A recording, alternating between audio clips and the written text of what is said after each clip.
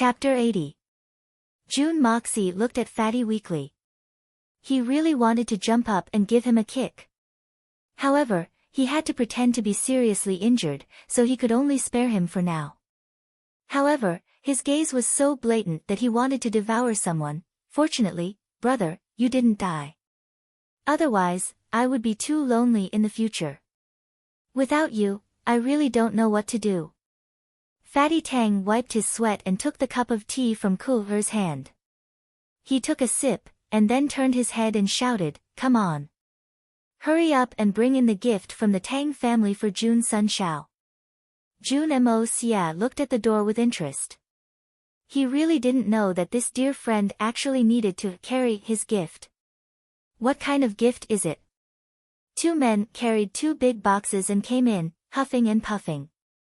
Suddenly, June Moxie's bedroom was completely occupied by Tang Yuan and the two big boxes. Even Kulher had no place to hide. She had to curl up her legs and squat on the chair. Tang Yuan waved them out. He smiled and opened the wooden boxes mysteriously as if he was presenting a treasure. He sneakily peeked at June Moxie and then moved away. June Moxie almost fainted when he saw what was inside. There were boxes after boxes, bottles after bottles, packets after packets. The packaging was exquisite and the smell of medicine assailed his nostrils. One look and one could tell that it was expensive. June Moxie was very suspicious. Did this fatty search all the medicine shops in the city? If an ordinary person was injured, these medicines would be very useful and practical. Some of them might not even be bought with money. However, the problem was, June Moxie was different from others. He didn't need these things at all. To June Moxie, these things were equivalent to a huge pile of rubbish. At the very least, it was of little value. After groaning, June Moxie said weakly, "Fatty, it must have been hard on you. The medicine you've brought is enough for me to live until I'm 100 years old even if I get injured 7 or 8 times a day. You're not here to visit me, you're here to curse me to get injured a few more times." Tang Yuan slammed the wooden chest shut and proudly said, "Third young master, what do you think of my methods? All the medicines in the Tianxiang city, even if they are of the saint grade, are all in this box." Then, he mysteriously moved closer to June Mo Xia's ear and whispered, "Third young master, I've spent a lot of effort to get my hands on the bottom layer. It's a treasure that can only be found by chance, but not by searching for it. You have to hide it carefully." "What?" June Moxie was slightly interested. He raised his eyebrows and asked. "Stop. Stop, stop, stop." June Moxie felt a headache coming on. What kind of strange and messy things are these? What's 100 caddies? Please spare my life, don't disgust me. June Moxie felt a headache coming on. Hurry up and take it away. If Grandpa sees this, don't harm me. What are you afraid of? Any man would like this stuff. I reckon that old Master June also has it. Old Master June is not young anymore. Without these things, even if he still has his heroic spirit, he may not. Ha! Tang Yuan laughed recklessly. Suddenly, what do you mean I also have it? A heavy voice rang out. June Zhantian strode to the door and looked at Tang Yuan with a puzzled expression. Then, he looked at the crowded bedroom. What's going on? What did you say just now? Why is my luck so bad?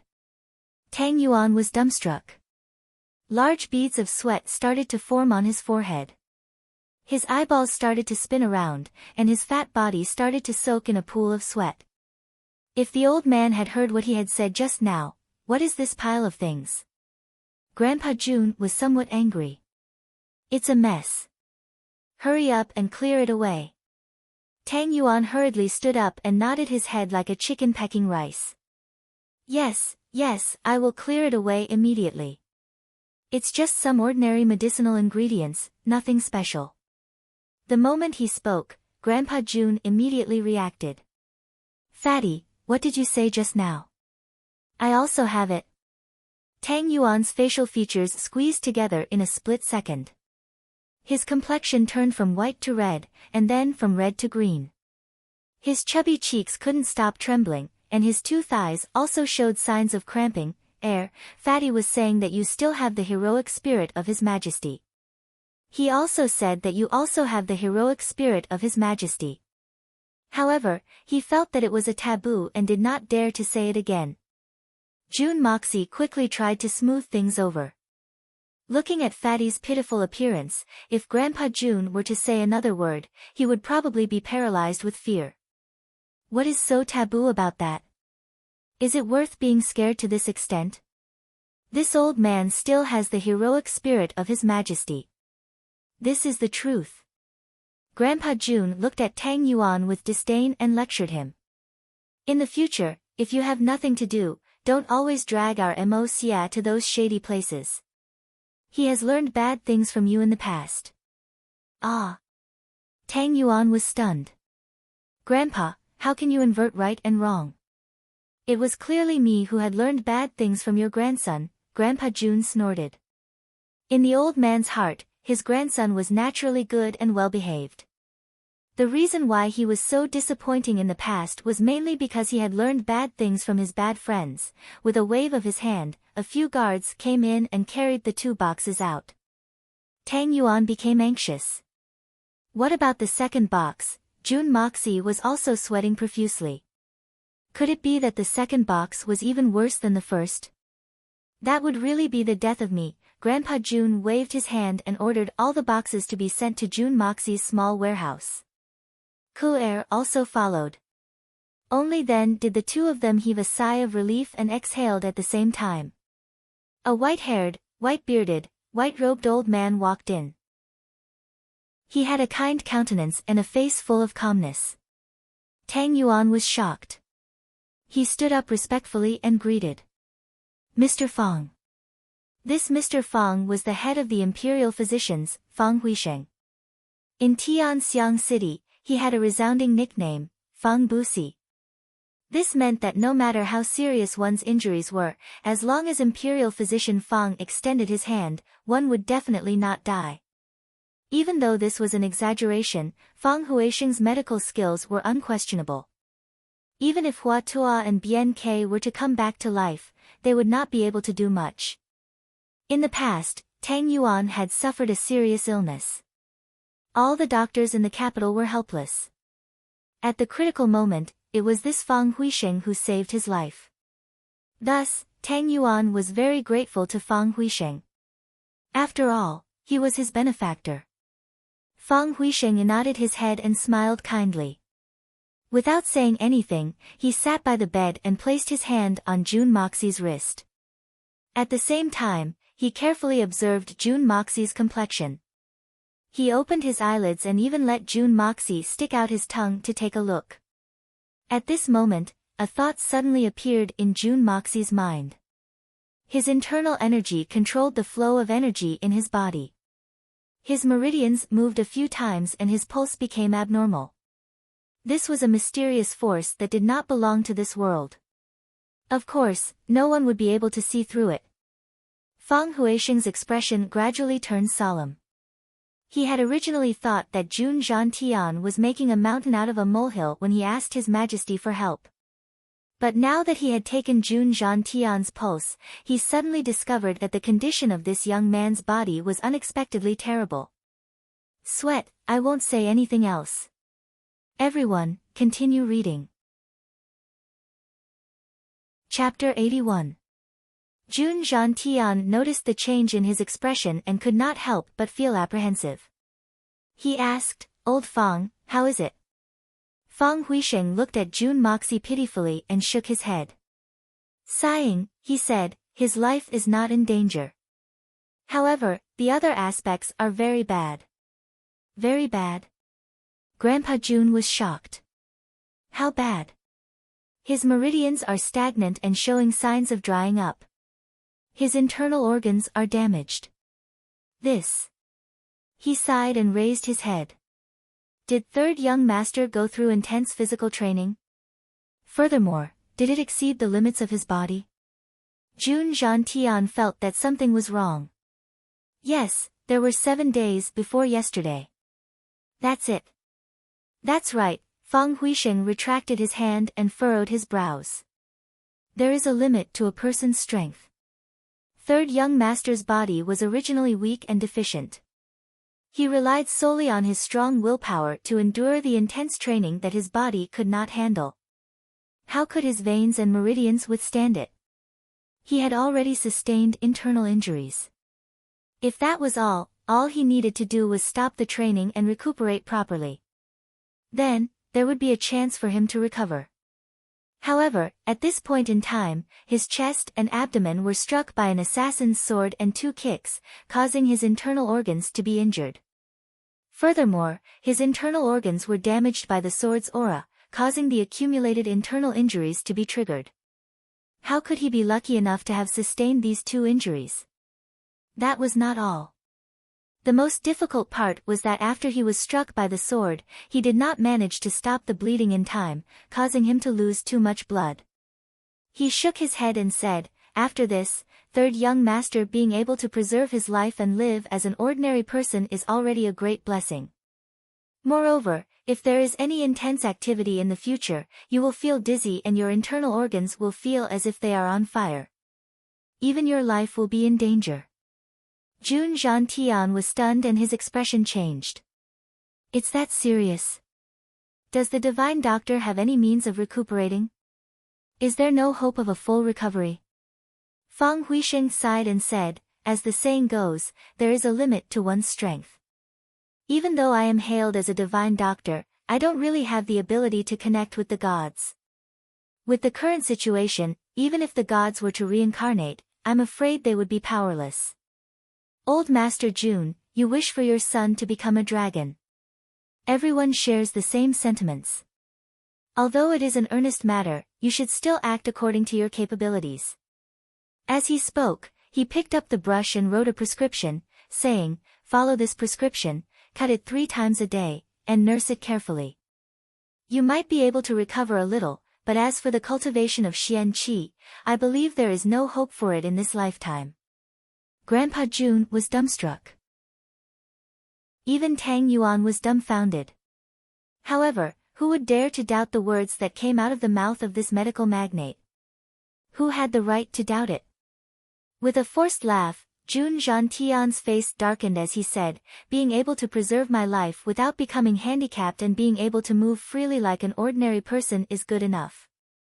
As for Xian Qi, there are countless people in Tianxiang Kingdom who have never come into contact with it in their entire lives, but aren't they still able to achieve great things? Although he said that, even Tang Yuan could hear the disappointment in the old man's voice. Tang Yuan comforted him, that's right. Just like our current imperial tutor Li, isn't he just a weak scholar? Isn't he still able to move unhindered in the imperial court, second only to one and above tens of thousands? Fatty Tang's words were originally meant to be a compliment, but he did not expect Grandpa Jun to become enraged when he heard it, thinking that Fatty was scolding him in a roundabout way. One must know that Imperial Tutor Li's Xian Qi was personally crippled by Jun Zhantian, which led to an unresolvable enmity between the 2 families, an enmity that could never be resolved. Scram! Grandpa Jun roared. Fatty Tang was frightened by Grandpa Tang's words, and his whole body trembled. He was so scared that he pissed his pants and ran away. He didn't know how he had offended Grandpa Tang. He was obviously following Grandpa Tang's words. Fang Huisheng sighed, packed up his medicine box and took his leave. Grandpa Jun arranged for a few guards to send him back, but he himself sat by his grandson's bedside without moving. This action caused Fang Huisheng to curse in his heart, what a huge difference in treatment between coming and going. Turning around, he found that Jun Moxie was still laughing. Grandpa Jun sighed and said angrily, "What are you laughing at, kid? This old man spent so much effort to get Thousandly Shadowless to follow you and protect you, but you did it. You thought you were smart, and used all sorts of methods to get rid of him, but in the end, you ended up like this. Look at you, what should I say to you? Sigh. Grandpa June shook his head and sighed, feeling that he had used up all the sighs he could have in this lifetime. Grandpa, please be at ease. June Moxie looked at the deep concern on June Jean-Tian's face and felt his heart warm. He could not bear to hide it from him anymore, and said, "Just now, Mr. Fang's diagnosis was a result of me tampering with it. Actually, my body is not as serious as he said." After saying that, he chuckled and activated his Xian Qi. The sickly look on his face was instantly swept away, and he became radiant.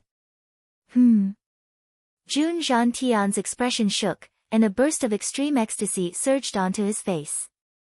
But then, before the ecstasy could spread, it was covered with a layer of doubt and a little bit of understanding. "I want to hear your reasoning. Anything, even your thoughts."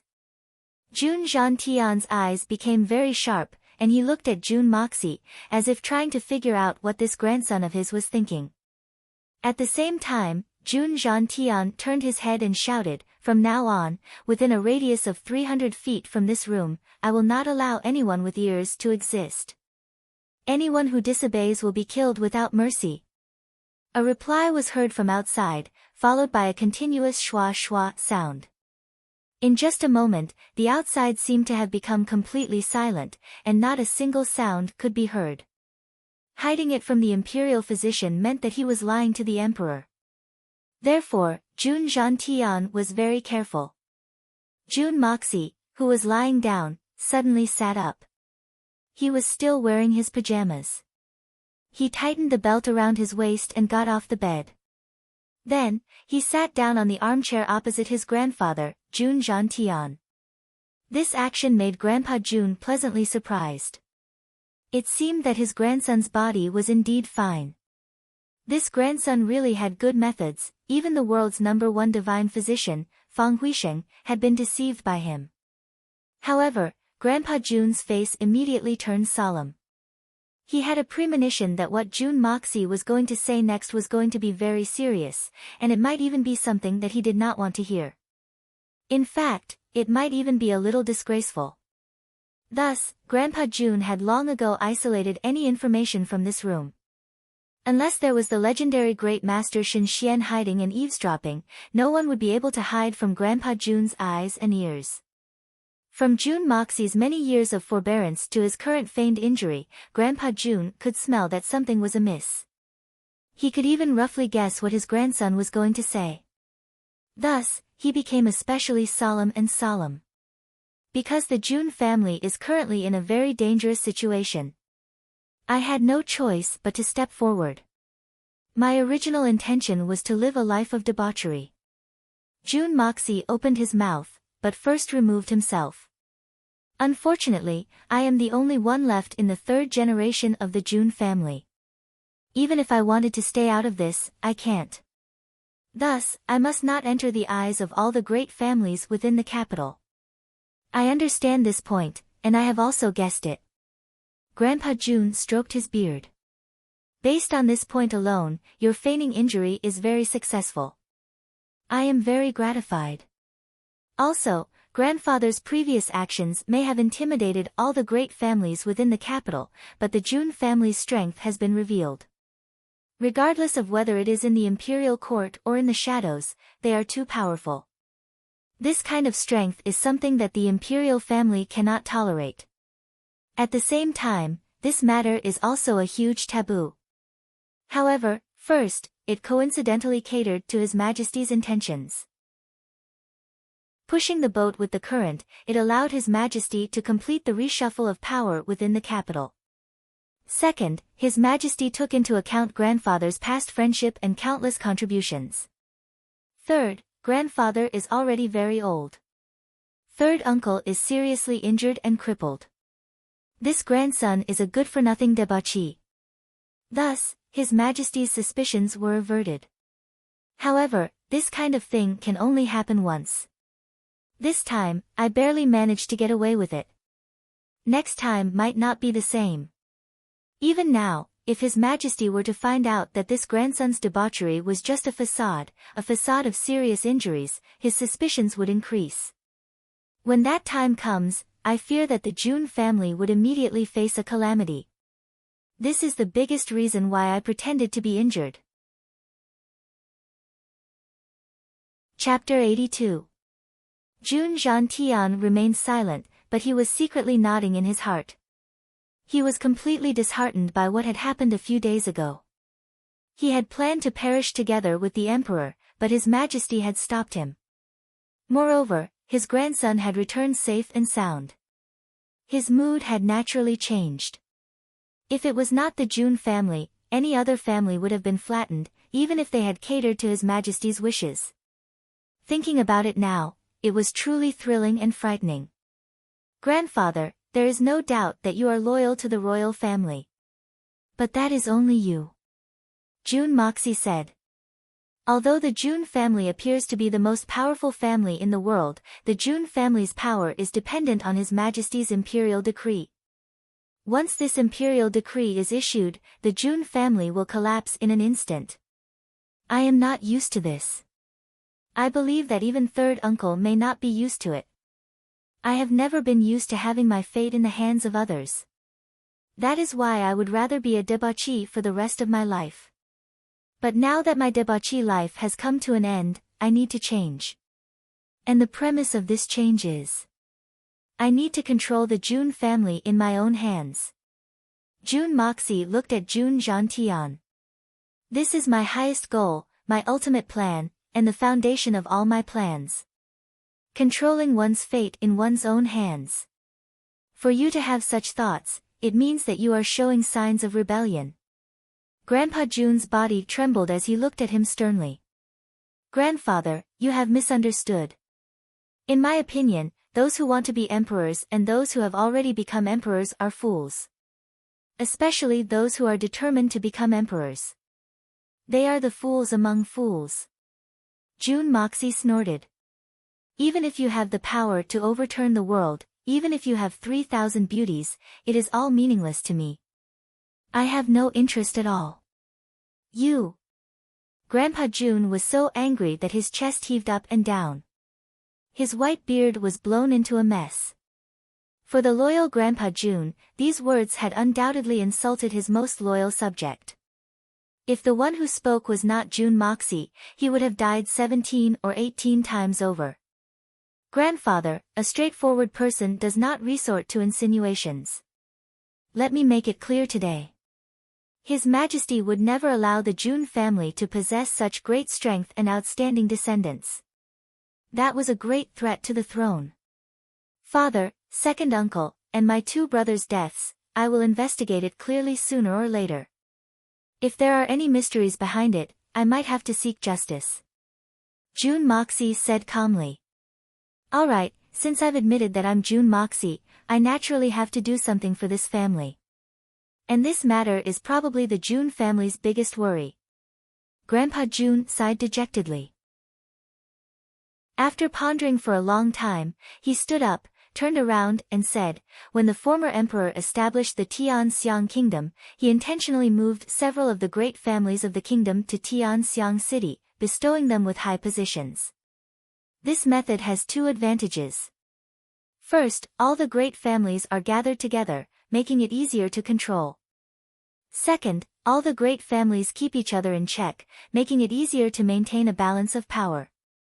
Only in this way can the imperial family gain control of the situation.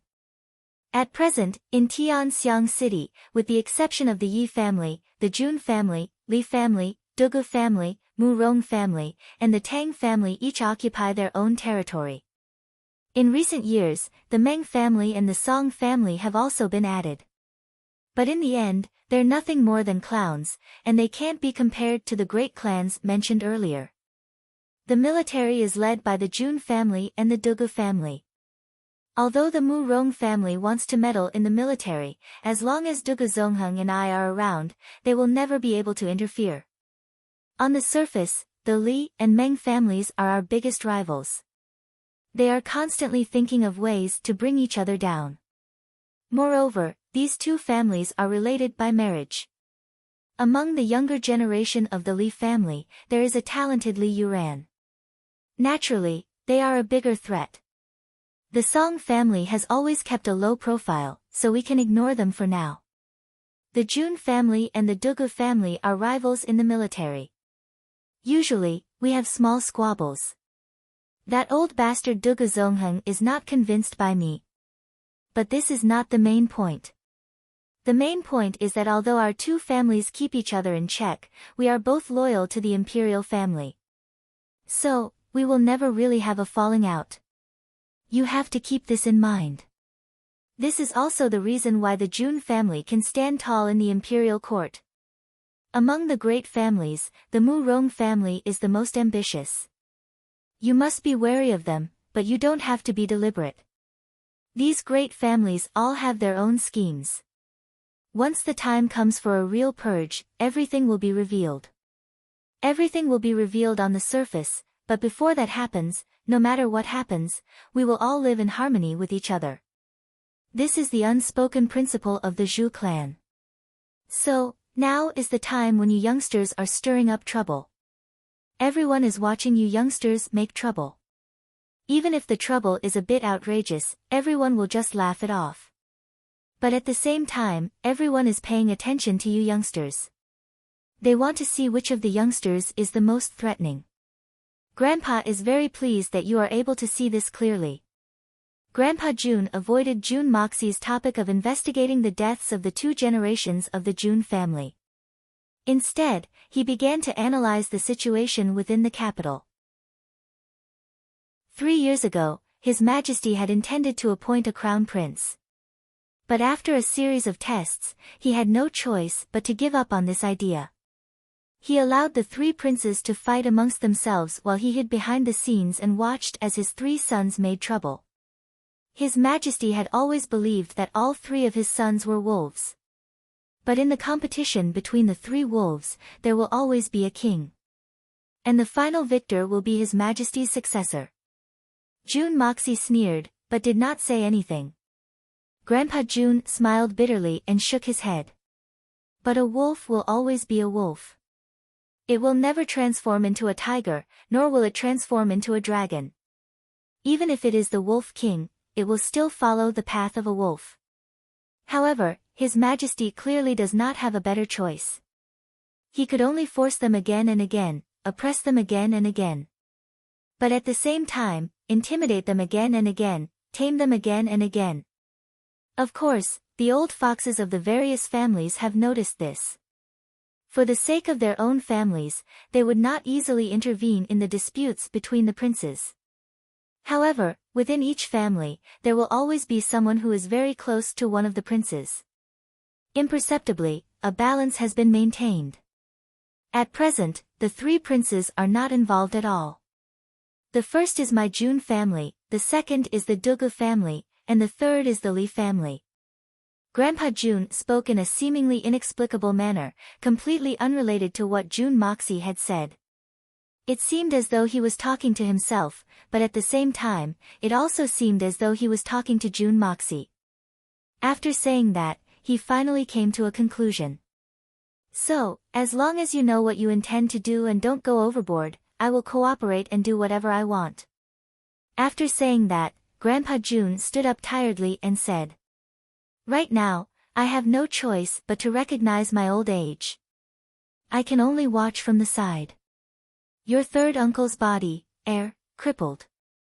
The Jun family can only depend on your actions. No matter what happens, as long as you have a plan in mind and don't let the Jun family fall into eternal damnation, it will be fine." Jun Moxie's eyes lit up. He had keenly grasped the meaning of Grandpa Jun's last sentence. Do whatever I want. This sentence had a profound meaning. No wonder he gave me an analysis of the situation in the capital. It turns out that this was the main part of the plot. That meant that you can do whatever you want. The Jun family will support you but will not participate. However, if something happens, I will still be responsible for fishing you out. However, when he mentioned third uncle's disability, why did he pause for a moment? This question was immediately answered. Jun Zhantian's eyes carried a gratified expression as he looked at his grandson. As for your third uncle's leg, if you really have a way, then hurry up. No matter what the final result is, do not drag it out. If you drag it out, not only will your third uncle be anxious, there will be others who will be even more anxious. After saying that, Grandpa June glared at him and lectured. You two, do you really think that this old man is muddle-headed? You are my grandson and that is my son. This is the June family's courtyard. You actually colluded to hide it from me? Do you think you can hide it? What a joke. June Moxie felt a little awkward. He rubbed his nose and explained. I just don't want you to be disappointed if it fails. I never held any hope for this matter. Grandpa June's eyes widened. His words dealt a heavy blow to June Moxie. June Moxie lowered his head with a dark expression. If you really manage to cure it, do you think that this old man will be so stupid as to announce it to the world? Am I afraid that the world will not know? Then get people to set their sights on you and your father, and set up one plot after another to frame you? If you hide anything from me again, this old man will spank both your butts. I will make it so that you will not be able to leave the house for the rest of your lives. June Moxie was flabbergasted and speechless. Forcefully pushed. My brothers and sisters, it will be on the shelves at the beginning of the month. Is everyone ready? Chapter 83. Grandpa June happily vented his anger and walked out with his hands clasped behind his back. As soon as he walked out, the smile on his face instantly became as dark as water. Everyone who saw it could not help but shiver in fear. Just from the look on Grandpa June's face, it seems that the third young master is completely hopeless. Even if he is not a cripple, he is almost there. Can't you see that Grandpa June's face is as black as the bottom of a pot? Tang Yuan returned home and reported to old Master Tang what had happened. Grandpa June sighed endlessly. He did not expect that the only descendant of the June family, a family of generals, could only turn to the path of a civil official. It is really sad and lamentable. As for the matter of Grandpa June's sudden anger, Tang Yuan hemmed and hawed. Sure enough, old Master Tang was also furious. Idiot! What nonsense are you spouting when you don't know? That old fart Li Shang was punched in the dantian by June Zhantian. Get lost! How could Tang Yuan not know that his flattery had gone too far? He immediately covered his head and scampered away like a rat. In less than a day, the news of the June family's third young master June Moxie had spread throughout the capital. Some time ago, there was a rumor that June Moxie, one of the capital's hedonistic sons, had turned over a new leaf at home. Every family had heard of it. However, this news was a little too shocking. Some people even launched secret investigations into the matter and investigated many of June Moxie's past actions. Of course, June Moxie was not scary. Even if he was scary, he was just a young boy. What was scary was that the June family had a successor, a rising star. Today, when this heavy and sorrowful news spread out, many people immediately breathed a sigh of relief. It even became a laughing stock, a topic of conversation after a meal. A playboy suddenly turned over a new leaf, and walked on the right path. Then, after training himself for a few days, he directly crippled himself. Before he worked hard, he still had some chi cultivation, but now, he was completely crippled. Was there anything funnier than this in the world? As for the authenticity of this news, no one doubted it anymore. This was because both sources were authentic and authoritative. June Moxie's hardcore friend, Tang Yuan, had witnessed it with his own eyes and spread the news. The #1 imperial physician in the palace, Fang Huisheng, also known as Mr. Immortal, personally diagnosed the illness. Who dared to doubt it? Who would doubt it? Who in these noble families did not care about their lives? Fang Huisheng was the life insurance for these people when they were sick or injured. Befriending Fang Huisheng was equivalent to having an extra life. If anyone dared to say, I doubt the words of Fang godly doctor. In less than half a day, this person would drown in his own saliva. In fact, Not to mention a mere June Moxie, even Grandpa June himself would not be able to play tricks in front of Miracle Dr. Fong. I didn't expect that June Moxie would be like this. Something's not right. In the Grand Preceptor's mansion, Li Yuran looked at the three people in front of her and frowned slightly. Li Feng, are you sure that these words were really said by Miracle Dr. Fong himself? I am sure. An old voice came from outside and the Grand Preceptor, Li Shang, walked in shakily. Facing his own grandson, Grand Preceptor Li's face was full of joy. Jun Zhantian, so what if you are an arrogant old man? But your Jun family is destined to decline. This is something that even the gods can't change. Jun Mo Xia is walking the path of a civil servant. Not to mention the fact that he's a good-for-nothing. Even if he were a genius, would we give him the opportunity to rise? You must know that all the civil servants of the empire are in the hands of our families. Li Yuran smiled and said, since grandfather is so sure, then the Jun family is no longer a threat to us. Li Shang nodded and warned, so from now on, do not provoke Jun Zhantian. This old thing will really kill people. As he said this, he gave Li Yuran a warning look. Li Yuran had been slapped and kicked by Jun Zhantian in front of everyone. Although Grand Preceptor Li knew that his grandson could endure it, he also knew that Li Yuran was a vengeful person. Although she didn't mention it and didn't show it on her face, she would never let it go.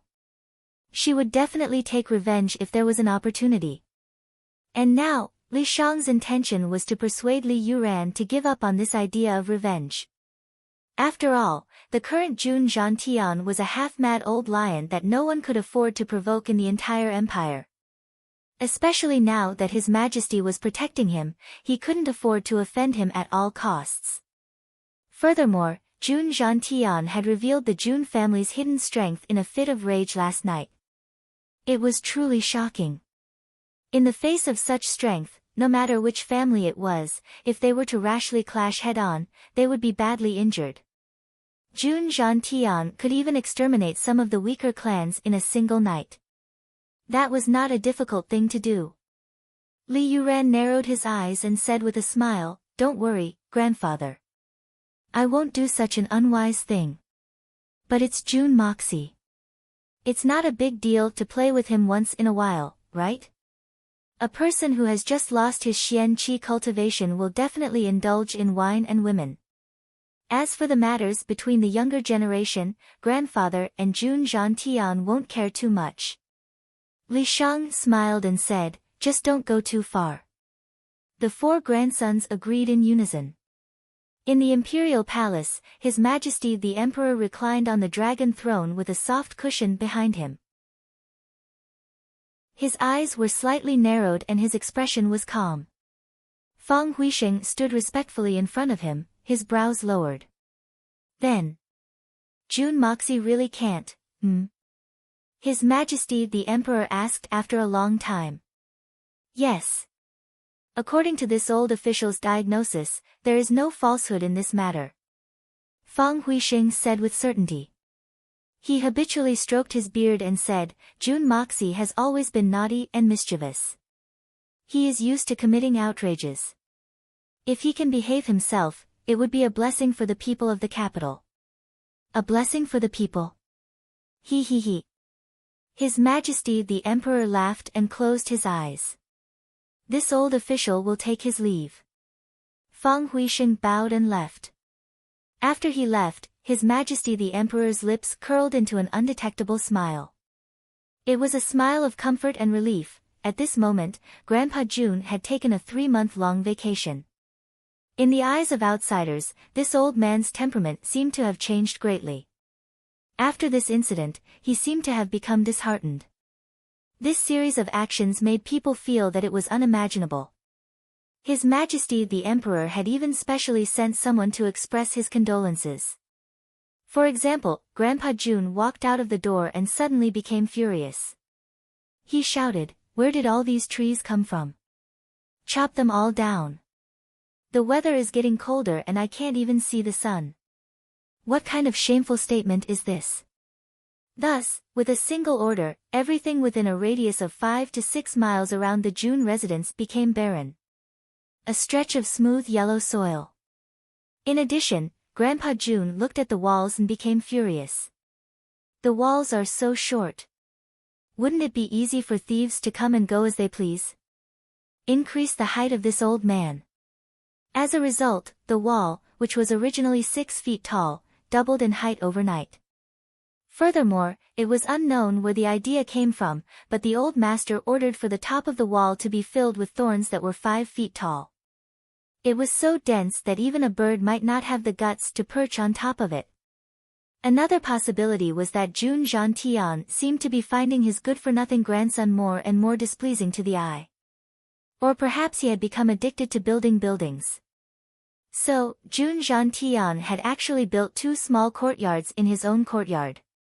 Jun Mo Xia was trapped inside. As for the 2 neighboring courtyards, the left belonged to Jun Wui and the right belonged to Guan Qinghan. The area of these 2 courtyards was not small at all. In fact, they occupied almost half of the Jun residence. The other half was occupied by Grandpa Jun alone. From time to time, the sound of things being smashed could be heard. All the servants of the Jun residence kept quiet out of fear. They didn't even dare to speak loudly as they walked, forcefully pushed. "Brothers, help me push the evil monarch up." "Thank you." Chapter 84. A few days later, Grandpa Jun suddenly became interested and ordered people to carry out a large-scale construction in the garden of the Jun residence. Countless flowers were uprooted and a tower-shaped building was erected.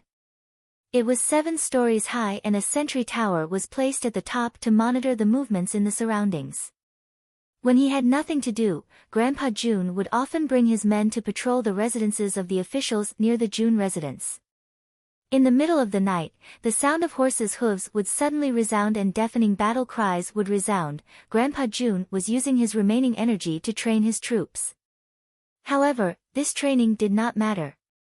In the next few days, the officials near the Jun residence became more and more alarmed.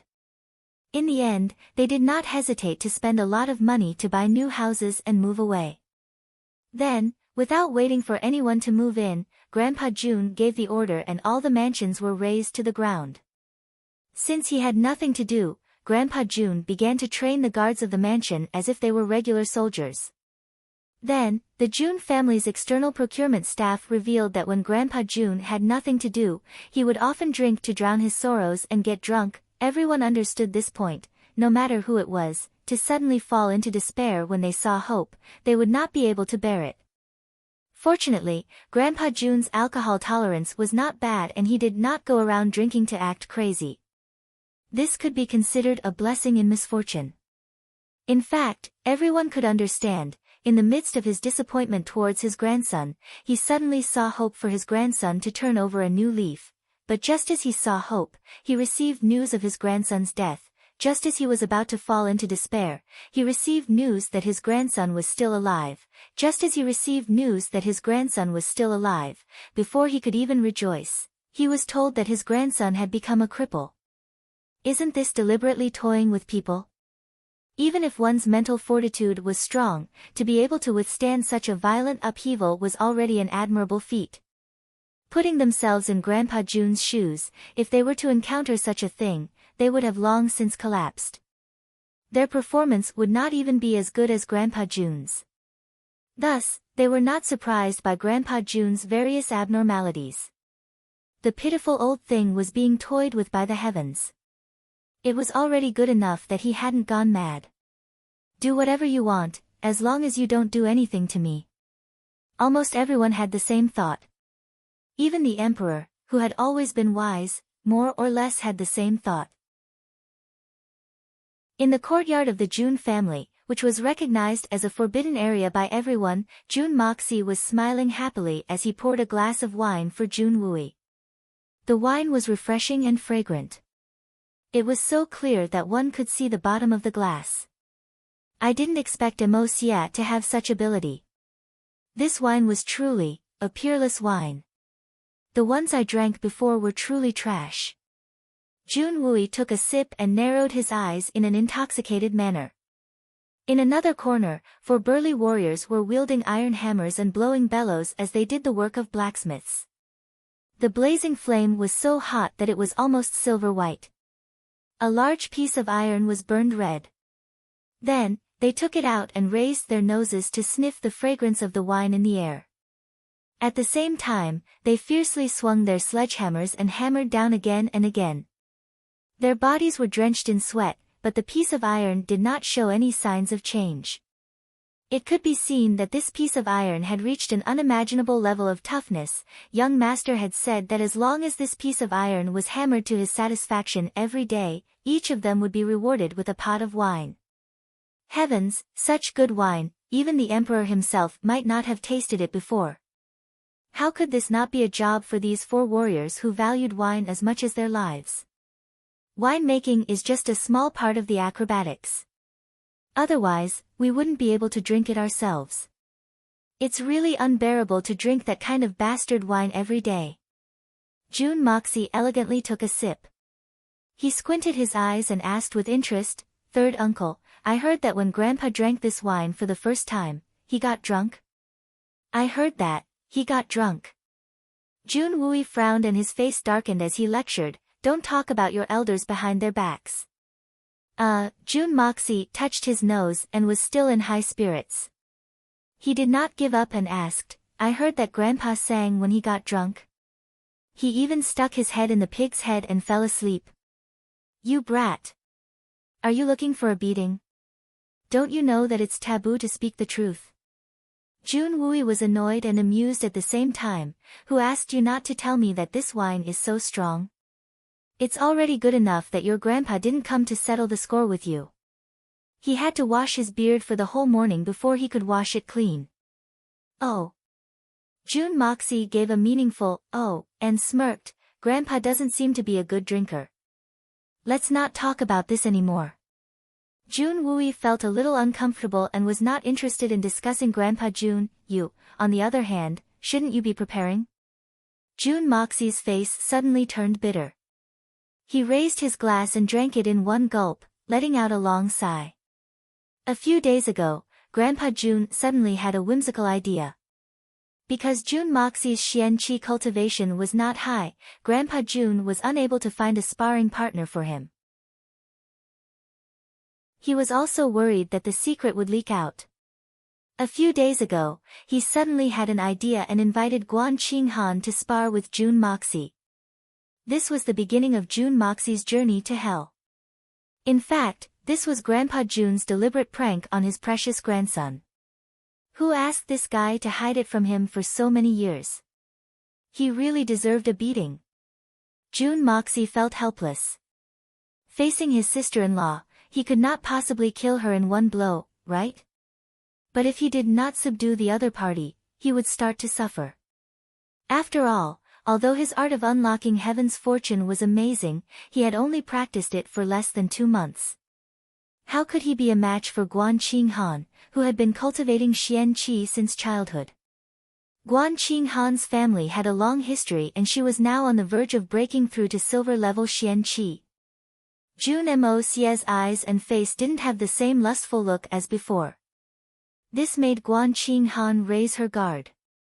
But she also didn't feel so uncomfortable. Moreover, there was another reason. Jun Moxie's newly brewed wine was brewed with fruits. It was sweet and especially delicious. Aside from the slightly strong after-effect, it was simply a heavenly wine that could not be tasted outside. Guan Qinghan liked it the moment she drank it. That was why Guan Qinghan was reluctant. Now that the wind and rain had arrived, the change was very fast. She came to beat up her brother-in-law to vent her anger, and then she could get 2 pots of good wine as a reward. Such a beneficial thing to the body and mind. Moreover, Grandpa Jun had ordered her to abuse him as she pleased. Doing it 8 or 10 times a day was not too much. If she did not do it, it would be intolerable. Ai. Jun Moxie sighed. He suddenly remembered something and asked, "Third uncle, how is the medicine you ordered people to collect? It has been so long, it should be about time, right? Jun Wui sighed and said, gut-splitting flour, macaroni and severing root are all here, and the quantity is not small. But there is no news of the blazing heart meridian. As for the 9-leaf grass, this herb is relatively rare. Few people use it, so it is not easy to find. A few days ago, I heard that the Golden Fragrance Trading Company had found 3 of them and they were transporting them to the capital. I hurriedly sent people to buy them, but I did not expect that when I arrived, they had already been bought. Someone bought it. Jun Moxie suddenly became vigilant. He straightened his back and said, if it is not a serious injury caused by blocked meridians, it will not be used. How could it be bought at such a critical juncture? Could it be that the news was leaked and someone is targeting our Jun family? Second chapter updated in advance. It was really last night that I was stuck on the plot. I had to write all night to figure it out. I am so sleepy that I will not wait for 9 o'clock. I am going to sleep.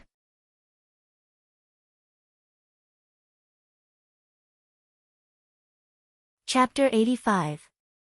Someone bought it. Jun Moxie suddenly became vigilant. He straightened his back and said, that kind of medicine wouldn't be used if the meridians weren't blocked.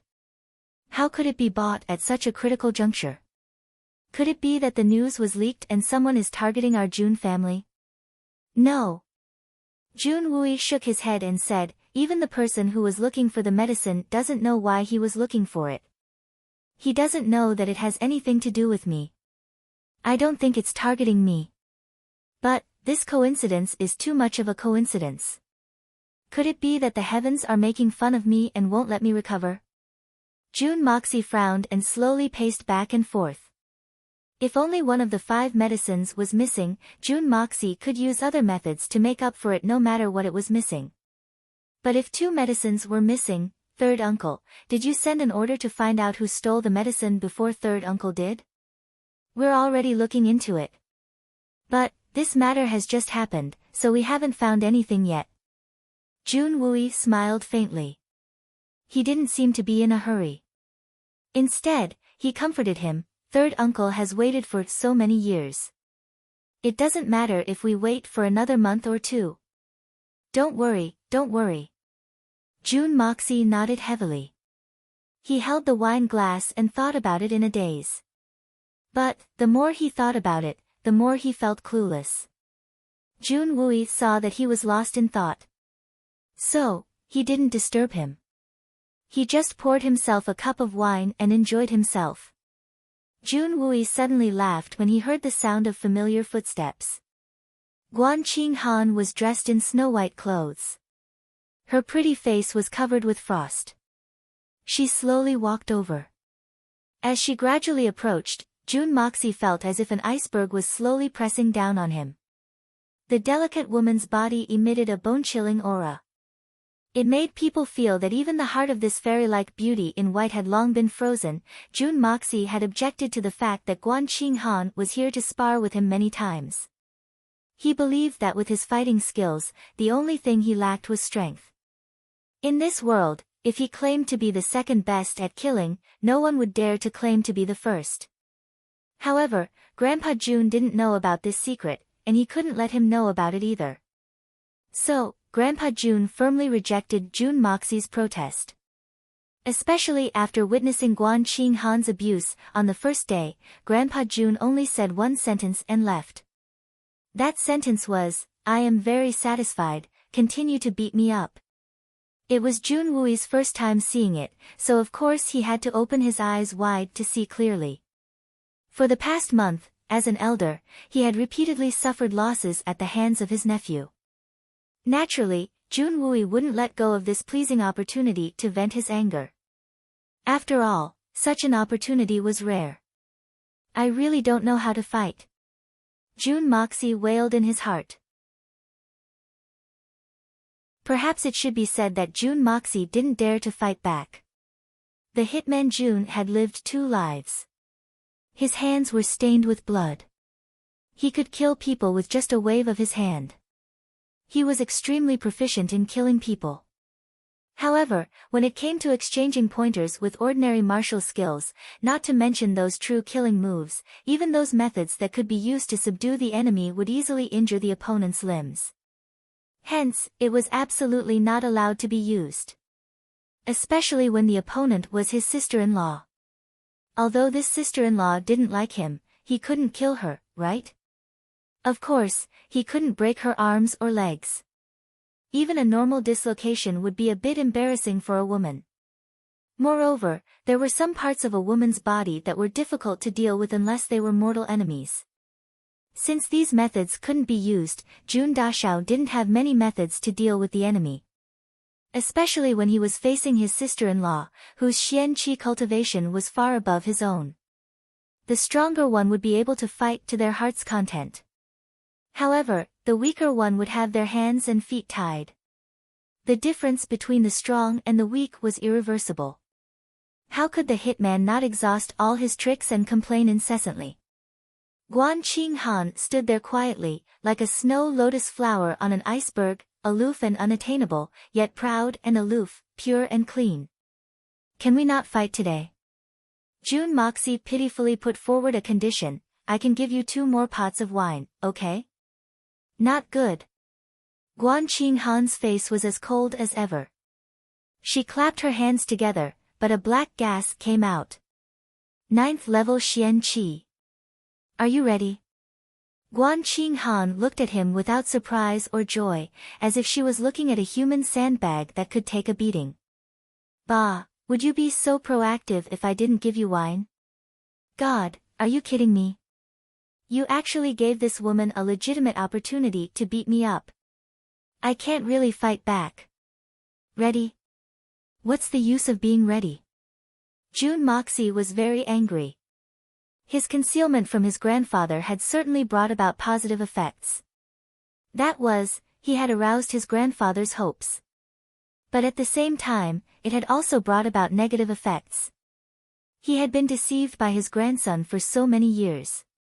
His grandfather must be very unhappy. Therefore, Guan Qinghan's test was completely arranged by his grandfather to mess with him. Perhaps it should be said that this was an overt plot. Unfortunately, he had to eat dumplings in silence. He knew what was going on, but he couldn't say it out loud. The most annoying thing was that he obviously had many ways to deal with this woman, but he couldn't use them. He could have easily dealt with her, but he had to endure the abuse. Was he a masochist? This was the most tragic thing in the world. He didn't know when his grandfather would revoke this punishment. If he had to apologize to his grandfather to end this punishment, he would very sincerely say 3 words to his grandfather, "I'm sorry." If he could set a time limit for this punishment, he hoped it would be in the next second. Jun Moxie's imagination was running wild. Suddenly, he saw a green aura curling up in front of him. Then, a snow-white hand came flying towards his chest. He let out a strange cry, and dodged in a depressed manner. Guan Qinghan didn't relax at all. She tried to finish the task of beating him up in the shortest time possible. She took the 2 pots of wine from the victim and quickly went back. She had no time to play with this little bastard. Although this guy's behavior seemed to have changed recently, Guan Qinghan still didn't have the slightest interest in spending any more time with him. Strange screams, painful screams, and screams were incessant. The pa-pa sound of fists and feet hitting the muscles was like the sound of rain. It was very compact, and it seemed to be very pleasant to the ear. Jun Wui raised his wine glass with one hand and watched the fight. The disparity between the strong and the weak was extremely great. He couldn't help but shake his head and laugh. He thought that his grandfather's idea of punishing his rogue nephew was really wonderful. As he was thinking about this, his eyes suddenly narrowed and his expression changed. He became extremely solemn and stared at Jun Moxie's movements. He didn't even have time to put down his wine glass. Just then, Jun Moxie's movement caught his attention. Guan Qinghan's palm strike had been followed by a kick. The 2 moves had been closely linked. Jun Moxie's body had turned, and his elbow had moved a little. However, he had retracted it and was knocked to the ground. This was a very ordinary and inconspicuous action, but in the eyes of Jun Wu-yi, the great general of the battlefield, and an Earth Xian expert, it was incomparably thrilling. In a fight on the battlefield, it was important to subdue the enemy with one move. However, even though Jun Moxie had retracted his subconscious movement, Jun Wu-yi could clearly see that the tip of Jun Moxie's elbow was aimed at Guan Qinghan's throat. Guan Qinghan would only need to exert a little bit of force to immediately kill her. But, the most important thing was the timing of that movement. It was too perfect. It happened to be the gap between the two moves. Guan Qinghan's martial arts were not ordinary. The two moves were also very closely linked. That tiny gap was almost fleeting. It could be said that the gap between the two moves was very close. That gap could be said to be the biggest flaw of Guan Qinghan's moves. At that time, Guan Qinghan would definitely not have any way to deal with this unpredictable attack. Brothers, sisters, you are too strong. Thank you, thank you. Men and women, each one of you can kiss.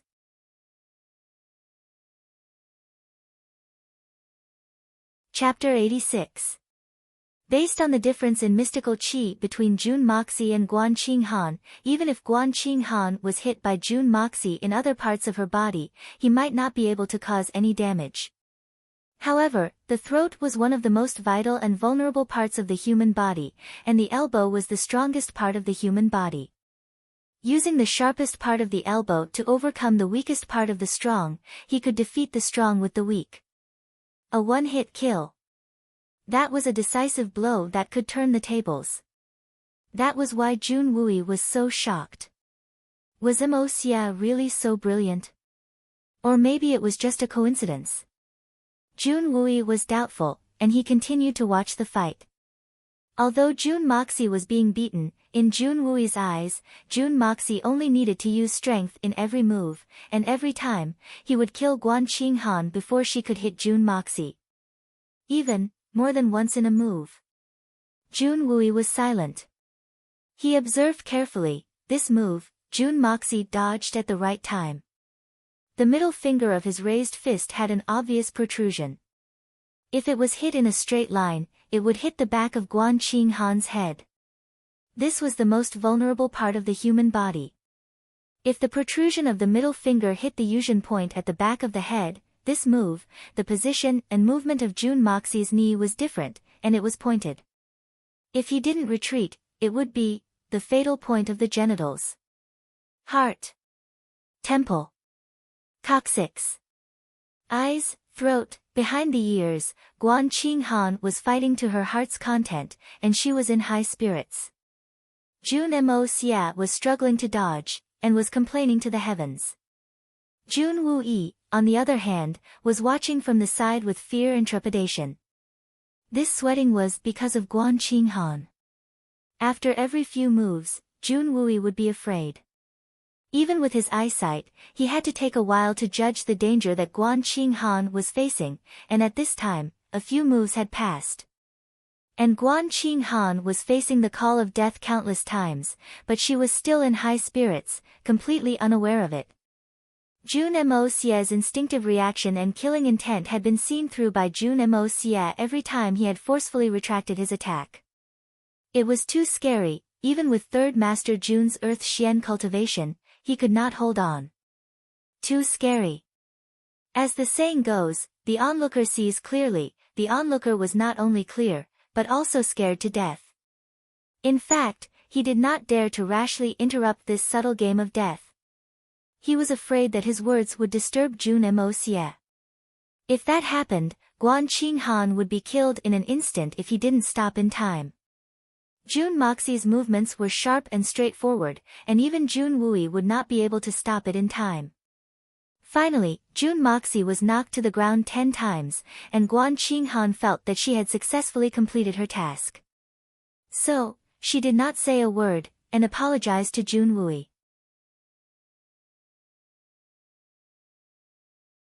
At this moment, Jun Wu-yi suddenly recalled the words Jun Moxie had said when he was begging Grandpa Jun to retract his order, "Grandpa, I don't know how to fight.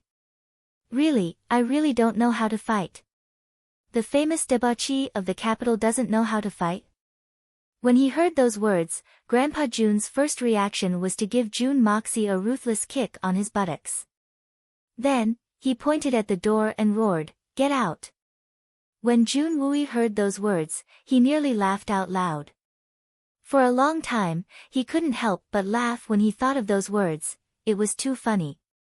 Not knowing how to fight could be understood as not knowing how to fight, but it could also be understood as, and now, he finally understood the true meaning of those words. Jun Moxie really did not know how to fight, he only knew how to kill. This extremely pure killing technique had already melted into his blood, melted into his soul, and melted into every bone, every inch of muscle, and every nerve in his body.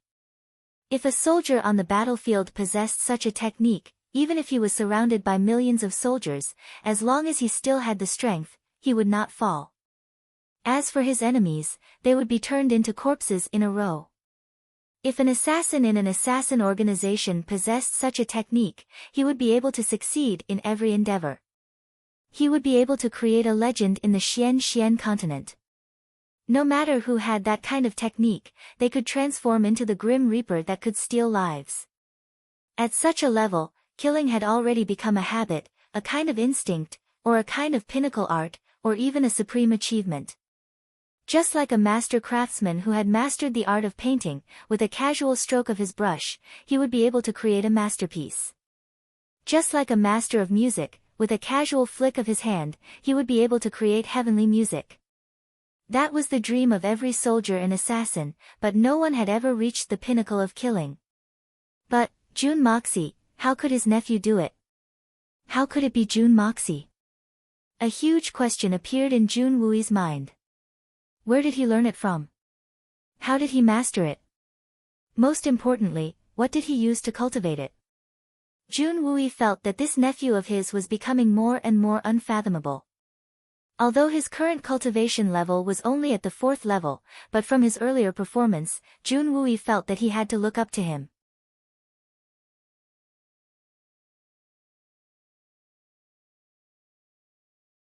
From the thigh up, whether it's the front, back, left, right, up or down, there are vital points that can kill a person. And no matter what kind of move is used, as long as it's used, there will be fatal points that he can't protect. If you want to make a move, you will have to use the bones and joints. And the parts that will receive the most force are the parts that are being used. At this time, the parts that are not being used are the flaws, and they are fatal flaws. Once you find this flaw, then the parts that he is using will also become the flaws. Once you understand all of this, it will be easy to find the most advantageous position for yourself and the most disadvantageous position for the enemy. I told Grandpa that I don't know how to fight, and that was the truth. Today, if I fight back with all my strength, how many times will sister-in-law die today? At least 100 times. I don't know if the third uncle can count all of them. Jun Moxie squinted his eyes, and his white teeth gleamed. I have to admit that I'm already used to this instinct. The landing point of my attack is almost always this position, and it will be fatal. This doesn't seem to be so strange. In this world, no one knows more about the human body than a doctor, but third uncle, have you ever seen a doctor learn to save people because he has killed too many people? Jun Wooey was stunned, and said angrily, "You are twisting words and forcing logic." Jun Moxie sighed and said, "Actually, the third uncle is very clear that since I was young, you have basically watched me grow up. Although we haven't met often in these 2 years, the third uncle's intelligence organization has detailed records of where I go every day, and what I do every hour. Even when I sleep with a woman, the length of time was recorded, who the woman was, and even the woman's birth date and the 18 generations of her ancestors were investigated in detail. Third uncle, do you really think that I have the ability to kill people silently? This kind of speculation is really absurd, right?" Jun Wooey didn't know whether to laugh or cry, and he was dumbfounded. Is there really a natural king of assassins? Jun Wooey's eyes widened, and he suddenly felt that his mind was in a mess. This completely subverted his common sense, and this iron-blooded warrior couldn't help but be at a loss. Jun Moxie secretly wiped away the cold sweat on his forehead, and quietly let out a long breath. Oh my God, I am suffocating. It is really difficult to fool this third uncle of this world. But you, why are you so interested in this kind of killing thing? And your achievements are actually so high. This and your identity is too. Jun Wui still didn't give up, and continued to ask. Third uncle, Jun Moxie, have never killed anyone since I came to this world. Jun Moxie's eyes flashed a trace of loneliness and longing, and he spread out his hands, his face full of sincerity. This kind of expression was too real, and anyone who saw it would immediately know that he was absolutely speaking the absolute truth, and it was the absolute truth. This was indeed the truth. However, when Jun Moxie said that, Jun Moxie, came to this world, it meant that Jun Moxie had truly accepted this family, and started to change his name to Jun Moxie. All in all, it had only been a few days. As for the assassin that I killed a few days ago, that was killed by the generation's king of assassins, Jun Moxie, and not by me, Jun Moxie. These are two different things, hee. At this moment, Kuer quietly walked over, and bowed, and said, Third Elder, young master, there is someone outside asking to see Third Elder, saying that he has an urgent matter to report. As she spoke, she blinked her eyes at the mud on Jun Moxie's body, and felt a little heartache. Poor young master, he is being abused again.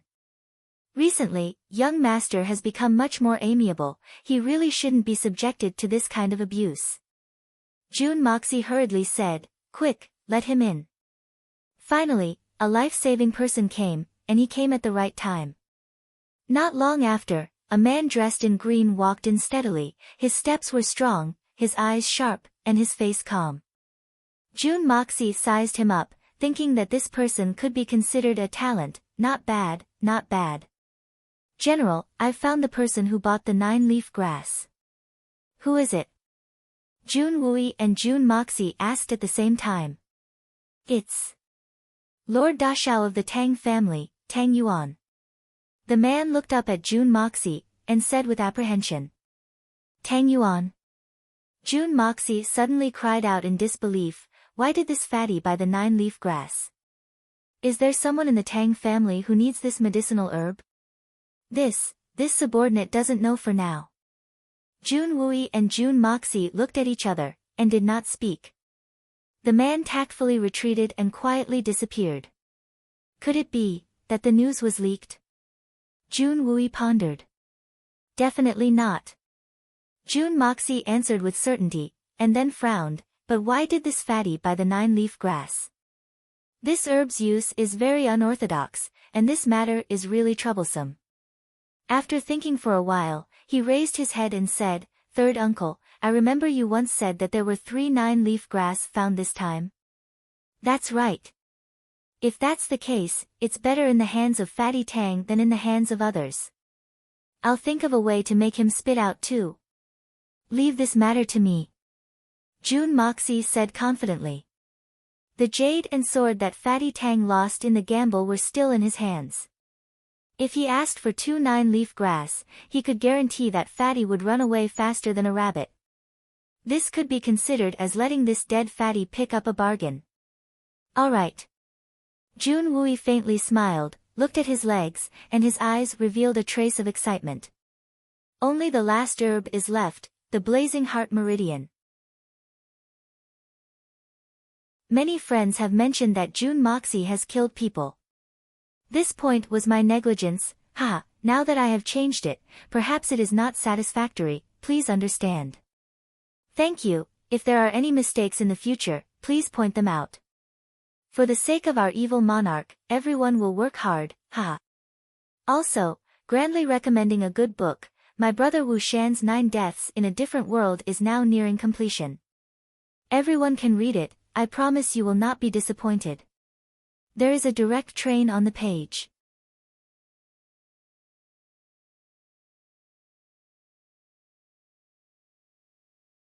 Jun Moxie's face darkened. Tang Yuan, you don't know. It's not easy for me to talk to you, and you're telling me you don't know? Do you still want that jade and sword of yours? Damn it, I'll throw it into the manure pit later. I really don't know. Tang Yuan jumped up anxiously. This was an extremely difficult action for him.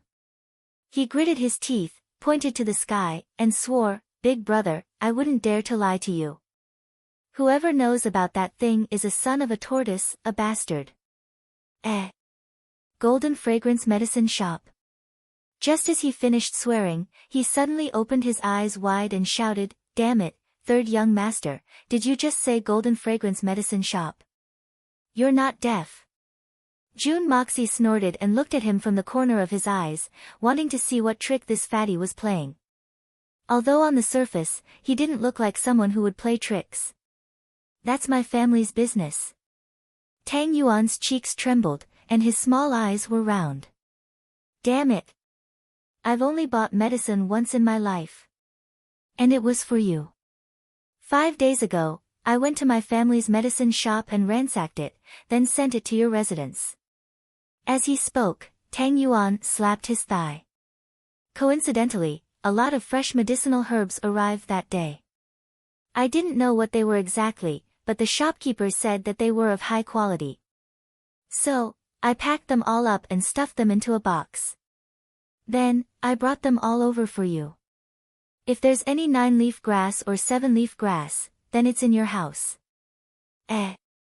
June Moxie's eyes widened, and he stuttered, "Didn't you just send something like 100 caddies that day? Brother, are you out of your mind?" Tang Yuan rolled his eyes with difficulty, and looked at him with disdain. "I have to deceive people when I send good things, right? I sent 2 big boxes. The surface layer is filled with authentic medicinal herbs like ginseng, angelica, and fulling, and they're all fresh. The bottom layer is filled with good stuff like 100 caddies. That day, I was just about to say it, but I was scolded by your old man. These few days, I've been worried that the stuff would grow moldy and grow hair. I can't bear to send those good stuff if they're not my brother." After saying that, Fatty Tang concluded, "So, I don't have any grass, but you do." June Moxie staggered, and almost fell out of the sedan chair. After a long while, he squeezed out 2 words from between his teeth, "Damn." Immediately, he lost interest in arguing with Tang Yuan. June Moxie was burning with impatience, and he wanted to rush back.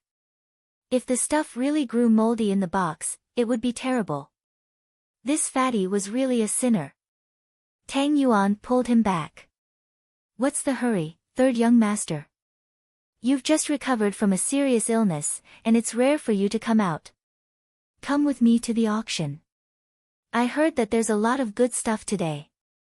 Let's brothers go and clean up the place." As he said that, he pulled out a piece of paper from his bosom. His finger was dipped in saliva, and his radish-like finger pointed. Look, there's also the bright jade pendant, glass flower, seabed jade coral, these are all good stuff. I don't have time to accompany you to fool around." June Moxie shrunk his head back to the sedan chair, but before he could finish his words, his head also shrunk back. Suddenly, his eyes widened, and he looked like an old hen whose neck had been choked. Suddenly, he changed his tone and said, "Okay. Let's go and take a look. Let's brothers go and clean up the place." After saying that, he immediately arranged for a guard to go home, and let him inform to immediately empty out all the things in Tang Yuan's 2 boxes, and carefully put them away one by one. Also, he instructed them to bring more banknotes to the magnificent jewel hall. Because June Sunshao suddenly discovered that in the last few lines of the auction list, there was an item, the Blazing Heart Meridian. Damn it! This was really, wearing out iron shoes in fruitless search, and finding it by chance without even looking for it. June Moxie excitedly cursed in his heart. Magnificent Jewel Hall.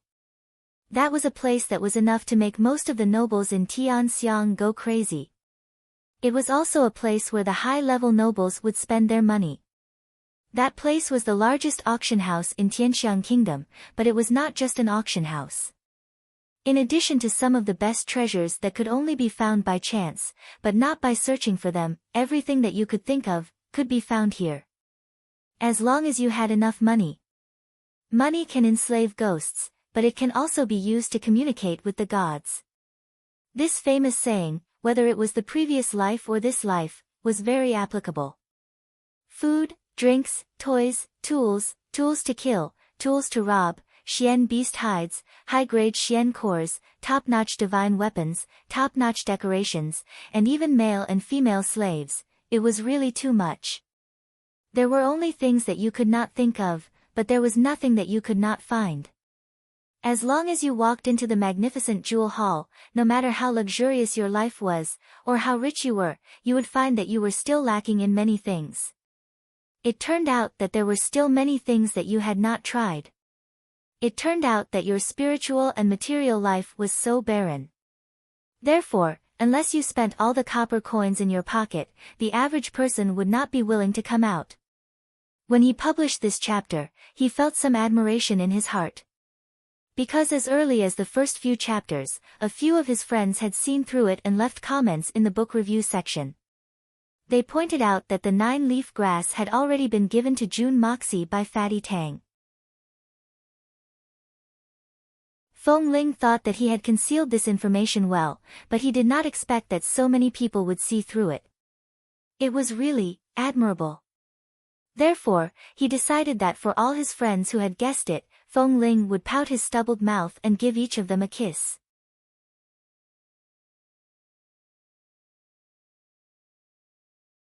Chapter 89. Of course, the magnificent jewel hall was not a place that anyone could casually enter. Even if it was a first-class businessman or a well-known official, before entering, they would have to first consider whether their purses were thick enough or not. Otherwise, if they were to make a fool of themselves here, then they would immediately become famous throughout the world. Although the magnificent jewel hall was able to bring countless surprises to people, its origin was also very mysterious and unpredictable. No one knew who the person behind the scenes of the magnificent jewel hall was, and no one knew which family or mysterious force the magnificent jewel hall belonged to. Ever since the day the Tianxiang city was founded, the magnificent jewel hall had existed. After several wars, the rise and fall of many dynasties, many emperors and generals had turned into dust and smoke, and had long been buried in history. Only the magnificent jewel hall had always stood tall, and even flourished with each passing day. Anyone who dared to make a move against the magnificent jewel hall, whether it was the nobles of the imperial court, the tycoons of the common people, or the martial arts masters of the underworld, had all turned into bones at this moment, and no one was an exception.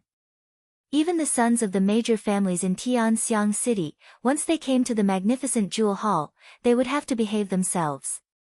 And this place was precisely the place that the previous June Moxie was most unwilling to go to. But now it had become the place that June Moxie was most curious about. What if he could set a fire in such a place? Surely it would be exceptionally exciting, right? June Moxie leaned on the soft pillow in the sedan chair all the way to the magnificent jewel hall, and thought about it maliciously. An official's son bullied the common people, what kind of skill was that? That would only make people despise him. If he wanted to provoke them, then he would have to go to the tiger's head to swat the flies, and that would be fucking exciting. Every day he would have to fight with the small shrimps, and even if he won all of them, he would only be a little stronger than the small shrimps. If he wanted to provoke them, then he would have to provoke Big Trouble, and a strong opponent, that would be fun, interesting, exciting, and satisfying. The magnificent jewel hall, it's a good place, haha. But this kind of addiction, for the time being, should be suppressed. Wait until I am strong enough, then I will come back to play. The hitman June, whether in his previous or current life, had always been bold and daring. There was nothing that he didn't dare to do. Although the magnificent jewel hall was a maverick, in his mind, it was still just an auction house.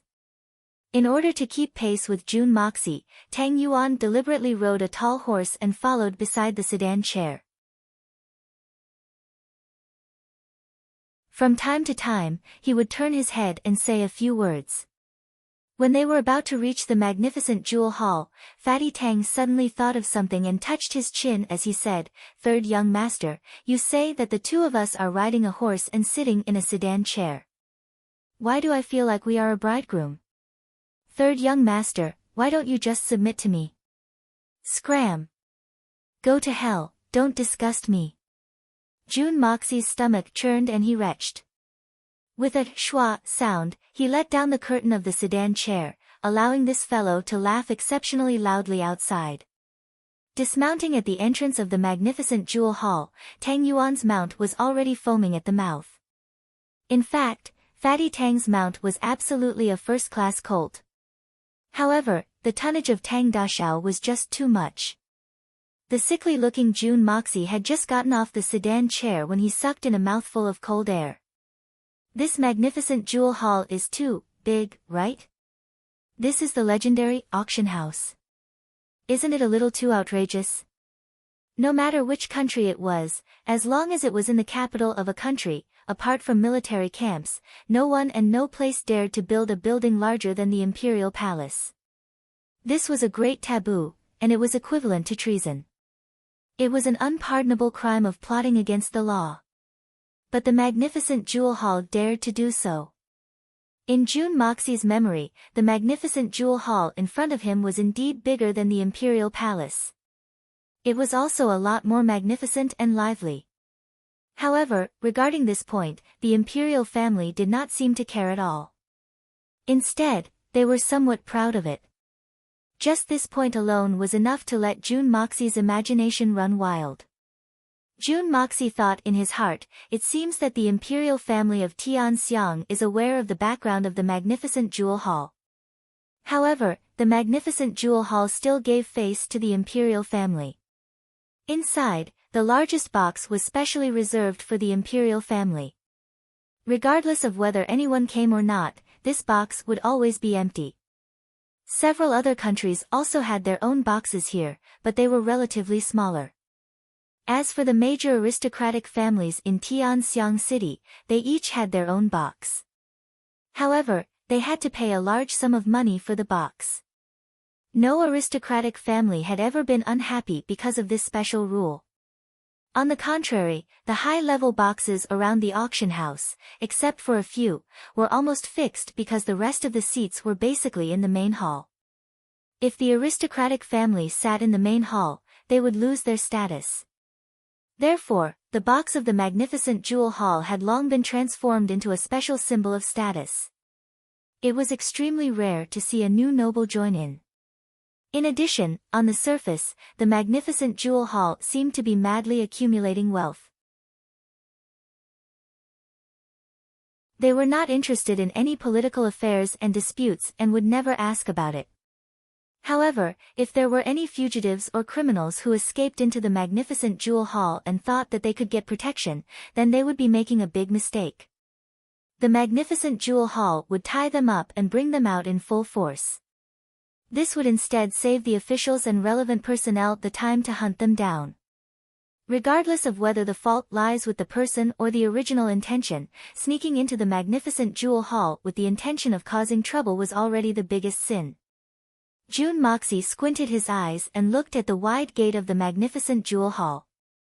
Although Master Jun Sunshao had never set foot here, he knew that the magnificent jewel hall held an auction almost every day. However, the real premium items were only auctioned once a month. And today, coincidentally, was the day of the auction. And the premium items auctions were always very lively. Another strange thing about the magnificent jewel hall was the items that were being auctioned. Almost no one knew the origin of the items and no one had ever seen the magnificent jewel hall engage in any purchase or pawn business. All the items auctioned seemed to be produced by the magnificent jewel hall itself, which made it even more of a mystery. Fatty Tang seemed to have been here a few times as he turned around and called out to Jun Moxie.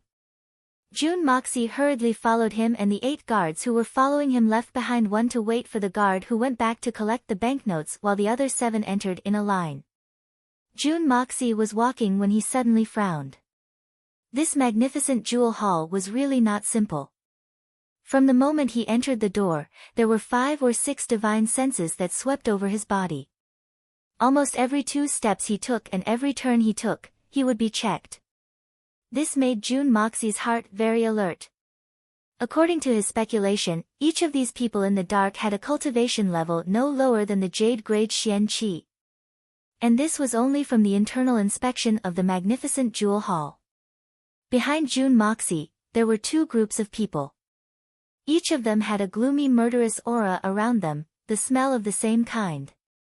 This was something that Jun Moxie was most familiar with, so naturally it was impossible for him to make a mistake. Moreover, these 2 groups of people were on guard against each other, as if they were on a battlefield. Therefore, Jun Moxie concluded that the 2 groups of people behind him were definitely not friends. They were in the same line of work as him, or at least they used to be in the same line of work. Walking further up the stairs, he reached the Tang family's box. As Jun Moxie walked up the stairs with one hand, he seemed to stagger and was unable to stand firm. Taking this opportunity to look back, he saw 6 men dressed in black walking towards the other side. 3 people in a group entered 2 boxes. One of the boxes had a curtain embroidered with a golden tulip, the other box had a black curtain embroidered with a white snow lotus. At this moment, the hall was already overcrowded with people, but each and every one of them were sitting in harmony and harmony. One by one, the waiters were carrying plates and methodically shuttled back and forth. Although there were many people, it was extremely quiet. After all, these people felt that they did not have the qualifications to behave atrociously in the magnificent jewel hall. Walking into the box, Jun Moxie squinted his eyes and looked at the box that belonged to the Jun family. On the snow-white curtain, there was a huge blood orchid in full bloom. He could not help but smile bitterly. Since the Jun family had booked this box, the Jun family had entered it less than 2 or 3 times. He did not know what his grandfather was thinking, but he had always paid a regular fee. Even now, he still kept it, which was really giving face to the magnificent jewel hall. Those 2 boxes, whose family do they belong to? Jun Moxie intentionally or unintentionally pointed to the box that the 2 groups of men in black had entered and asked. Today, my friend is getting married, so I went to help out early in the morning. It turns out that I should not have gone. When I went, there was a sea of people, red flags fluttering, and I became the focus of attention. When the old ladies saw me, they kindly smiled. When the girls saw me, their peach cheeks blushed, and their eyes widened. When the young women saw me, cough cough, let's not talk about it. The tallest tree in the forest will be destroyed by the wind. This sentence is really true. When my fellow men see me, they all want to beat me up. When I stand there, I stand out like a crane in a flock of chickens, and no one has the courage to stand beside me. My elegant demeanor directly steals the limelight of the bride and groom. Well, the above paragraph, I did not say that I am very handsome, the heavens and the earth can testify. You are not allowed to attack me.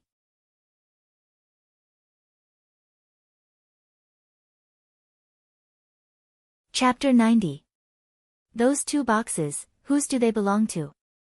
Jun Moxie intentionally or unintentionally pointed to the boxes that the 2 groups of black-robed men had entered and asked.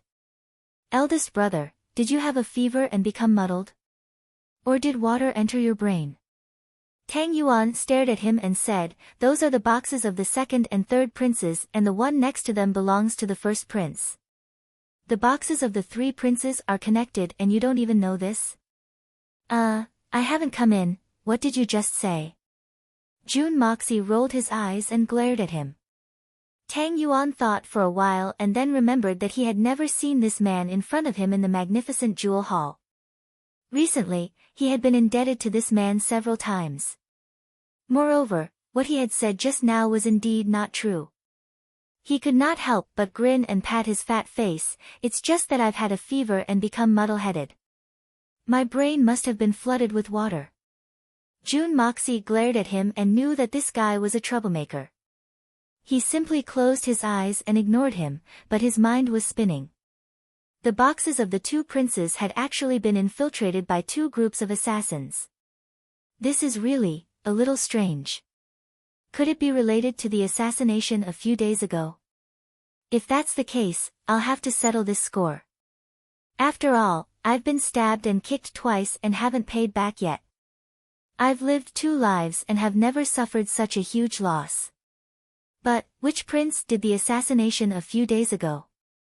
What if I wrongly accused a good person? But it doesn't matter, they are brothers. If I am wrongly accused, then I am wrongly accused. Third young master, Li Feng and Meng Haizhou are also here. They are in the Meng family's box next to ours.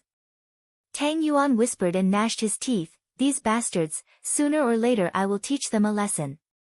Fatty Tang had hated them to the core ever since he found out that they were the ones who had set up a trap for him. They had almost caused him to lose his fiancée. However, the capital was currently in a troubled state. Grandpa Tang had warned everyone in the family not to provoke trouble. He had especially warned his precious grandson, who was the most troublemaker of them all. Oh. Next door. It's so close. Jun Mo Xia smiled mischievously. Then, he rolled his eyes, Fatty, I'll let you vent your anger if you agree to one of my conditions today. How about it? We're brothers, so there's nothing that can't be said. As long as I can vent my anger, I'll agree to any condition. Tang Yuan suddenly became spirited. In today's auction, I have a few things that I must get, but I don't want others to know that I have them. Jun Mo Xia straightforwardly said, I'll pay the money, and you help me call out the price. You just need to get it for me. As long as you do it, I'll make sure those few people suffer a terrible defeat under your hands today. I'll toy with those few brats to death.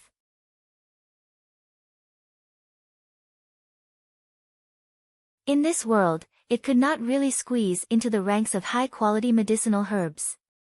But if this trend continued, when it came to the Blazing Heart Meridian's turn, he was afraid that the price would be sky-high. How could it be like this? Was there something fishy going on? Jun Moxie frowned as he looked at the millions of silver notes brought back by the guards. Suddenly, his spirit sense, which had been spreading between the 2 princes and the room next door, suddenly fluctuated. Jun Mo Xia opened his eyes, and looked at Tang Yuan, they're about to move. It seems that Meng Haizhou and the others want the next item. In fact, they're quite concerned about it. The hitman Jun could clearly feel that the fluctuations were coming from Li Zhen and Meng Haizhou's private rooms. There was a faint feeling of excitement in the air. It seemed that they had been looking forward to the next item for a long time. The next item, I believe that everyone has heard of it. It is the seabed jade coral. Everyone has seen the purple coral and all kinds of corals, so they are not rare. But this seabed jade coral is the first time that it has appeared in the magnificent jewel hall. I believe that in the entire continent, there are only a few people who have seen this type of seabed jade coral. At least until today, this old man has never seen it. The purple-robed old man smiled as the white-robed girl behind him worked together to lift up an item covered with red silk and gently put it down. Fatty, this is what they want. As soon as the starting price is set, immediately raise the price. Don't give them the opportunity to bid first. Jun Moxie smiled and warned. He had clearly sensed that the appearance of the seabed jade coral had caused the hearts of the people in the room to beat fiercely. Combined with the previous fluctuations, he was certain that this seabed jade coral was something that they were determined to obtain. With such a good opportunity, how could they not stir up trouble? Are you sure? This thing, if we were to win it, it would at most be a decoration. Tang Yuan's eyes widened. I am sure. Jun Moxie nodded affirmatively, don't worry. Tang Yuan gritted his teeth and said, good. Out of trust in Jun Moxie, Tang Yuan did not even think about it and directly chose to believe him. As soon as the red silk was lifted, a snow-white coral appeared before everyone's eyes. It emitted a sparkling and translucent luster, yet it was exceptionally soft and exquisite. The entire coral was 3 feet wide and 4 feet tall. Such a large item, even an ordinary coral would be worth a lot of silver, not to mention the rare seabed jade coral.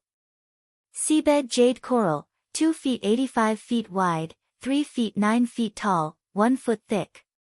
Contains the energy of heaven and earth. Placed at home, it is greatly beneficial to the cultivation of a profound practitioner, can stabilize the mind, and will not be afraid of inner demons.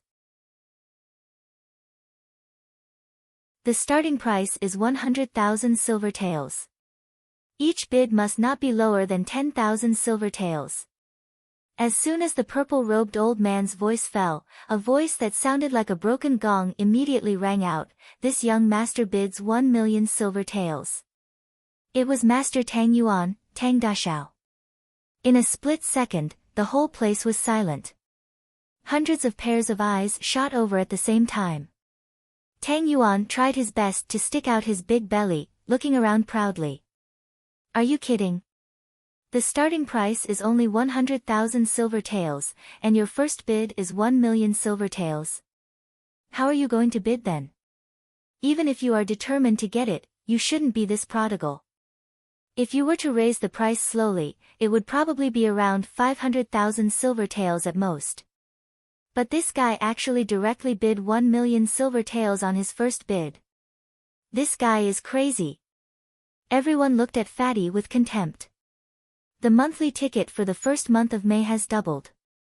Hee, Feng Ling is ready. Brothers and sisters, are you ready? The big battle is about to begin.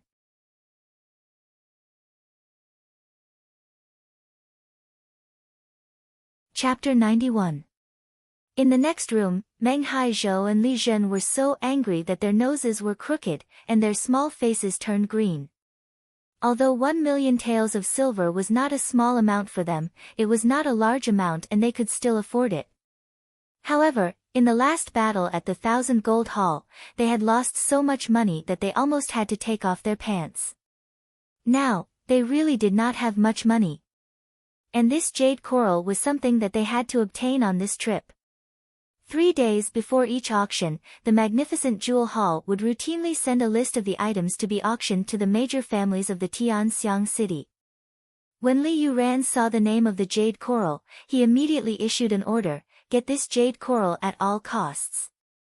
In fact, the Jun family also had this list, but the Jun family never participated in these kinds of events. Over time, the list stopped at the Jun family's gatehouse. Therefore, Jun Moxie did not know about this matter. Moreover, Jun Wui's collection of herbs was extremely secretive, and only a few people in the Jun family knew about it. If he did not go to find Tang Yuan, he was afraid that he would have missed out on the Blazing Heart Meridian. For other Xian cultivators, this jade coral, although precious, was only an auxiliary thing for cultivation. But for the Grand Preceptor Li Shang, who had his Xian Qi crippled, it was a treasure that could prolong his life. There was even hope for him to cultivate again. Because Li Yuran had learned from a reliable source that if this jade coral used a special method to absorb the qi of heaven and earth, it could even help the Grand Preceptor Li, who had his Xian Qi crippled, to reconnect his broken meridians. And this effect was known by very few people. Li Yuran had been secretly searching for a long time, but had never found a trace of the jade coral. If the Grand Preceptor Li's body could last for a few more years or even decades, how useful would it be for the Li family? So this jade coral was just a mysterious decoration for other families, but for the Li family, it was related to the future of the entire family. Now that this thing had suddenly appeared, it was undoubtedly a windfall for the Li family. Therefore, the Li family was determined to get the jade coral. Li Yuran also gave Meng Haizhou and Li Zhen a death order. If it weren't for the consideration that Li Yuran's presence would be too big of a target, and that she might be hindered by others, perhaps Li Yuran would already be sitting here. Meng and Li had come together, intending to use the prestige of their two great clans to call out a higher price as soon as possible. This way, they would be able to scare off other buyers and buy this treasure. For this matter, the two brats had already made ample preparations. Who would have thought that such an annoying big fatty would pop out at this critical juncture, and an old enemy at that? Not only that, but June Moxie, who had an extremely powerful spiritual force, had already sensed their intentions. However, this was something they didn't know. Even the experienced auctioneer on the stage was shocked by Tang Yuan's sudden shout. After a long time, an angry voice came from the private room next door. "I bid 1,200,000 taels."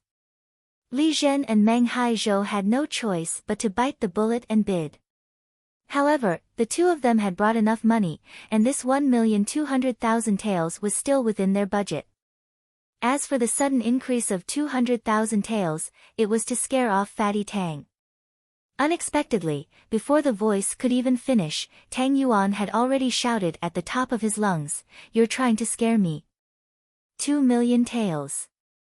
Fatty shouted to his heart's content. This kind of empty talk to raise the price did not require him to actually pay up. Especially when he could make those annoying fellows bleed, it was truly satisfying. Li Zhen and Meng Haizhou in the room next door almost vomited blood. This time, Li Yuran had only allocated a total of 2 million taels. At that time, the two of them felt that they had gotten a great bargain. After all, although the jade coral was rare, the base price was only 100,000 taels. At most, 400,000 to 500,000 taels of silver was the limit, and 2 million taels of silver was definitely more than enough. The two of them were even considering how to hide a sum of money and put it into their own pockets to compensate for their previous losses. But who would have thought that Fatty Tang would stir things up?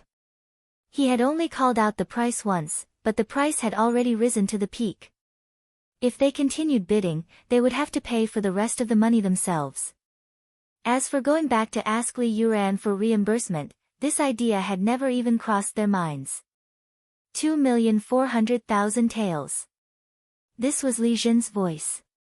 It was obvious that this young master of the Grand Preceptor's residence was already bristling with anger. His face turned from green to blue, and even showed signs of turning purple. "Tang Yuan, do you really want this jade coral that much? This thing is useless to you." "Bullshit. How do you know that this thing is useless to me? If it's useless to me, why should I waste my breath on you? Do you think that you're handsome?" Tang Yuan snorted and stamped his feet. The fat on his body trembled violently, and even the room shook twice. He shouted, 3 million taels. The sound of the person next door panting could actually be heard even in this well-soundproofed room. Meng Haizhou's voice was obviously stuttering, 3,500,000 taels. It was unknown whether he was angry or something else. As soon as he shouted, he immediately jumped out of the room and came to the door of the Tang family's room. With a twisted face, he said, "Fatty Tang, you've already asked for 2 million taels of silver from my family for that matter. That's far more than what you've lost. What more do you want? You must know that you can't be too ruthless. Always leave some leeway so that we can meet again in the future." The two of you are really too strange. Tang Yuan was the first to call out a price of 1 million taels, and no one fought over it. It was obvious that you had already succeeded. It was obvious that you were deliberately going against Tang Yuan to raise the price. Everyone can see that your intentions are malicious. How did it become Tang Yuan's fault now? Before Tang Yuan could open his mouth, June Moxie had already shouted in astonishment, "Are your Li and Meng families being reasonable?" As soon as he opened his mouth, a young girl's voice suddenly sounded from the Tianxiang Imperial Room. "It's June Moxie." It was Dugu Xiaoyi's voice. Her voice was full of joy, and relief. "June Moxie. This has nothing to do with you. Don't meddle in other people's business." Meng Haizhou's face was ashen. Last time, it was this fellow who ruined his plans. After that, he was severely punished by his family. Not only did he end up going for wool and coming home shorn, he was also blackmailed by Tang Yuan for 2 million taels of silver. Even now, his injuries had not healed. Now that he saw the two of them together, he was truly furious. "My business is third young master's business. Less nonsense, if you want the item, then take out the money. If you don't have money, then get lost. Tang Yuan puffed out his belly and shouted, "This young master offers 4 million taels. You dare to compete with me? I don't have anything else, but I have money. Let me tell you. I have too much money to burn. What about it?" Right now, everyone could see that on one side was the Meng and Li families, and on the other side was the Jun and Tang family. This was clearly a fight between the young masters of these 4 families. Everyone tactfully shut their mouths. After Grandpa Jun's bloodbath in the capital, the blood on the streets had yet to dry. Who would have the guts to jump out and get stabbed? Meng Haizhou fiercely cursed. He was so angry that his entire body was trembling as he stood outside the box. He really wanted to fling his sleeves and leave, but in the end, he did not dare to go against Liu Ran's instructions. He could only grit his teeth and swallow his blood. He said hatefully, "I bid 5 million. 5 million taels of silver. Tang Yuan, if you have the guts, raise it again." Jun Moxie narrowed his eyes slightly, using his divine sense to probe Meng Haizhou's agitated emotions. Seeing that he was close to the point of hysteria, he knew that this was the highest amount that Meng Haizhou and Li Zhen could come up with. If Tang Yuan were to continue shouting, he was afraid that he would really end up smashing it in his own hands. Jun Moxie gave Tang Yuan a look. Tang Yuan understood and laughed. The Meng family is indeed rich. 5 million taels of silver. Using 10 times the price to buy a jade coral that is only worth 500,000 taels of silver, admirable. This young master doesn't have enough money, I'll let you have it this time. As he said that, he moved closer to Meng Haizhou and whispered mysteriously. "Surnamed Meng, I actually didn't bring any money today. I was just shouting for fun." Meng Haizhou's eyes widened and his face turned pale. His finger trembled as he pointed at Tang Yuan. After a long time, he spat out a mouthful of blood. He fell on his back. "You're too weak.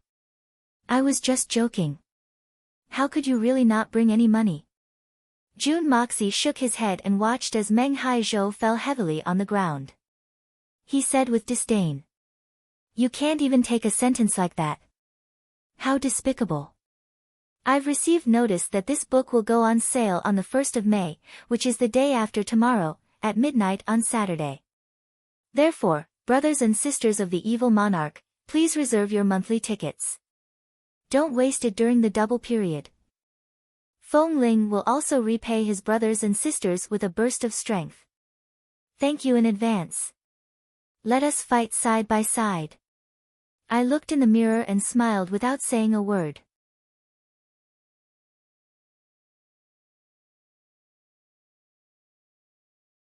Chapter 92.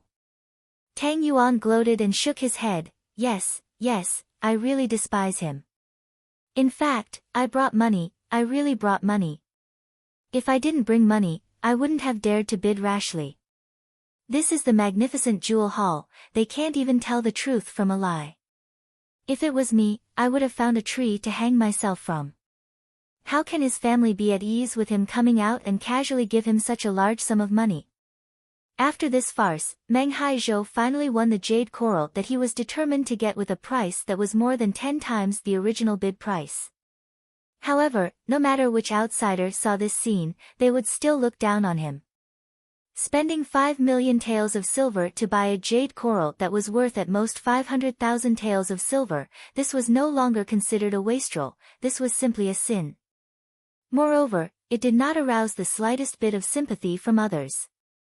In the eyes of a discerning person, this jade coral was clearly something that Tang Yuan was determined to win. After all, Fatty Tang was the first to bid a price of 1 million taels of silver, which greatly exceeded the value of the jade coral itself. The two young masters of the Li and Meng families were obviously trying to drive up the price. However, they did not expect that after driving up the price, the other party would withdraw and instead smash it into their own hands. This was tantamount to lifting a stone and smashing their own feet. Evil will have evil retribution. Everyone looked at Tang Yuan one after another. Kid, you're too inexperienced. If you weren't in such a hurry and bid slowly, you would have been able to buy it after a while. The way Li Zhen looked at Meng Haizhou was actually the same as the way he looked at Tang Yuan. It was the same gloating expression, little guy, I'll let this bastard kid play tricks on me again. Didn't you smash it into your own hands? You deserve it. Tang Yuan put on the expression of a victim. Although his face was bitter, his heart was blooming with joy. Looking at Li Zhen and Meng Haizhou's dejected expressions, he felt extremely relieved. This time, he had gotten his revenge and even repaid his debt with interest. Comfortable, delightful, refreshing. At this time, the attendant of the magnificent jewel hall had already brought over the jade coral which was covered with a red silk cloth. Li Zhen and Meng Haizhou gritted their teeth. Their hearts were bleeding, but they still forced out a smile. It would have been fine if they had been crying all the time. But the feeling of relief that they felt while their hearts were aching caught Jun Mo's attention. He didn't know much about the jade coral. When he asked Tang Yuan and didn't get an answer, he became even more puzzled. This thing must be of great use to them.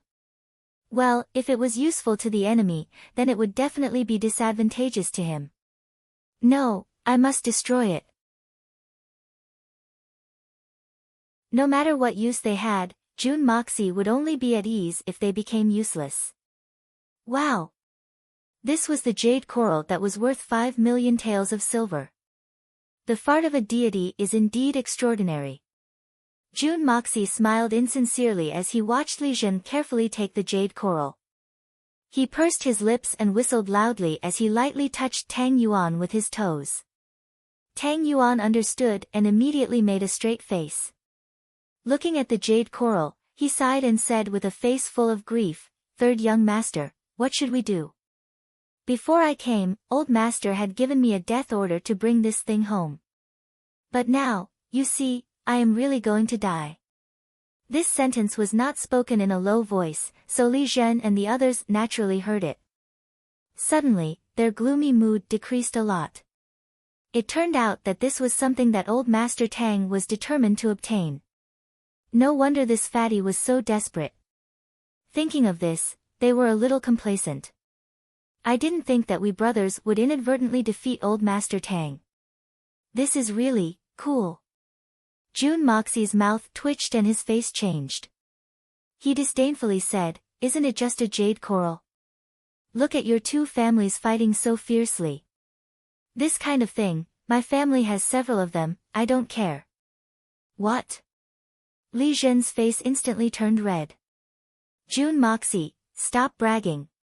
Your Jun family is so poor, how could you have such a good thing? And several of them? Aren't you afraid that the wind will cut your tongue? Jun Moxie suddenly jumped up as if there was a spring under his feet. His face turned red as he said, "Li Zhen, what do you mean? This kind of jade coral, His Majesty once gave my grandfather several of them. No matter which one it was, they were all much bigger than this one." "Humph, you really don't know much." Li Zhen laughed and said, "What a joke, Jun Moxie, what does a bumpkin like you know? This is jade coral. Do you know what jade coral is? I really can't be bothered with you. My family's is also jade coral, it's this big." Jun Moxie gestured with his hands. "Fatty Tang has seen it before, why would I lie to you?" After gesturing for a while, he seemed to feel that it was a little inappropriate, so he simply stepped forward and gestured above the jade coral that Li Zhen was holding. His gesture was not a big deal, but it was more than twice the size of the jade coral that Li Zhen was holding. In the end, he snorted and said with extreme disdain, "The one in my house is bright red, much better than yours." But his heart was moved. While he was gesturing, Jun Moxie secretly activated the art of unlocking heaven's fortune. Suddenly, he felt a slight flow of air flowing from the jade coral. Moreover, when his own Xian Qi path felt this flow of air, it clearly became active. So this jade coral is actually useful for Xian Qi. Jun Moxie snorted in his heart. But this aura is somewhat similar to the spiritual energy in my Hung-Jun pagoda. Jun Mo Xia consciously guided this qi into his meridians as he thought about this. He was prepared to take drastic measures to remove the firewood from the bottom of the cauldron. However, he suddenly felt a burst of discomfort. The Hung-Jun pagoda in his sea of consciousness rotated, and the spiritual qi gushed out like a tide. Is it repelling each other? Jun Moxie's eyes turned. At this time, Li Zhen was already seething with anger from Jun Mo Xia's 7 orifices. He angrily took off the red silk cloth and roared, "Look clearly. This is jade coral. Jade coral. Your family's is just an ordinary red coral. Fuck. What do you know?" Jun Moxie laughed loudly. "No matter what kind of coral it is, the texture is the same. Li Zhen, you really are an idiot. 5 million to buy a piece of trash." As he said this, he casually stretched out his hand and pinched the jade coral twice, frowning. "It seems to be a little different." As he said this, the art of unlocking heaven's fortune was fully activated. A thin but pure stream of air instantly rushed in like a hot knife through butter, occupying a position inside. 2 diametrically opposed streams of air collided, unexpectedly expelling the original stream of air inside to one side. But as Jun Moxie retracted his hand, the original stream of air immediately backfired, quickly rushing back, tightly wrapping around the art of unlocking heaven's fortune stream of air layer by layer.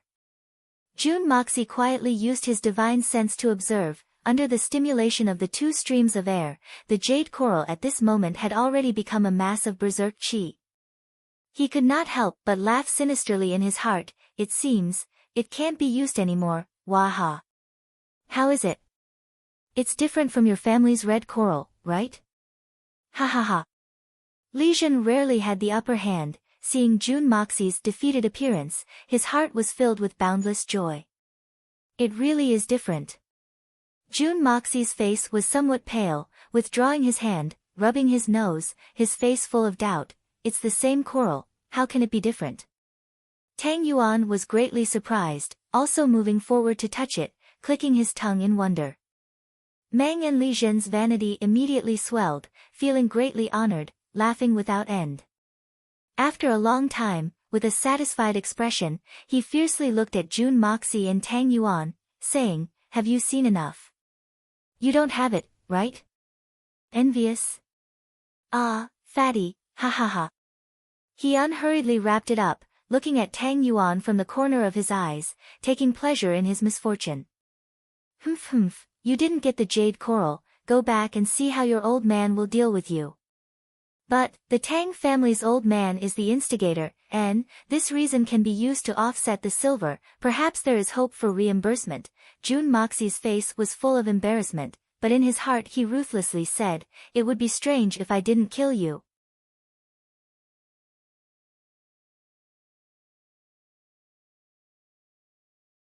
Chapter 93. With such a prodigal competition at the bottom, although the next few rounds of auctions were also sold at a high price, there was not much fluctuation and naturally, it did not cause a sensation. After that, the blazing heart meridian that Jun Moxie had been waiting for finally appeared. The blazing heart meridian is a highly toxic grass, also known as the bone-transforming smoke. If an ordinary person touches it, their soul will fly away and scatter. However, for a specific group of people, it is a priceless treasure that is enough to bring back the dead. Especially if a person was poisoned, if they took this item, it would be able to restrain the poison, and it would have an immediate effect.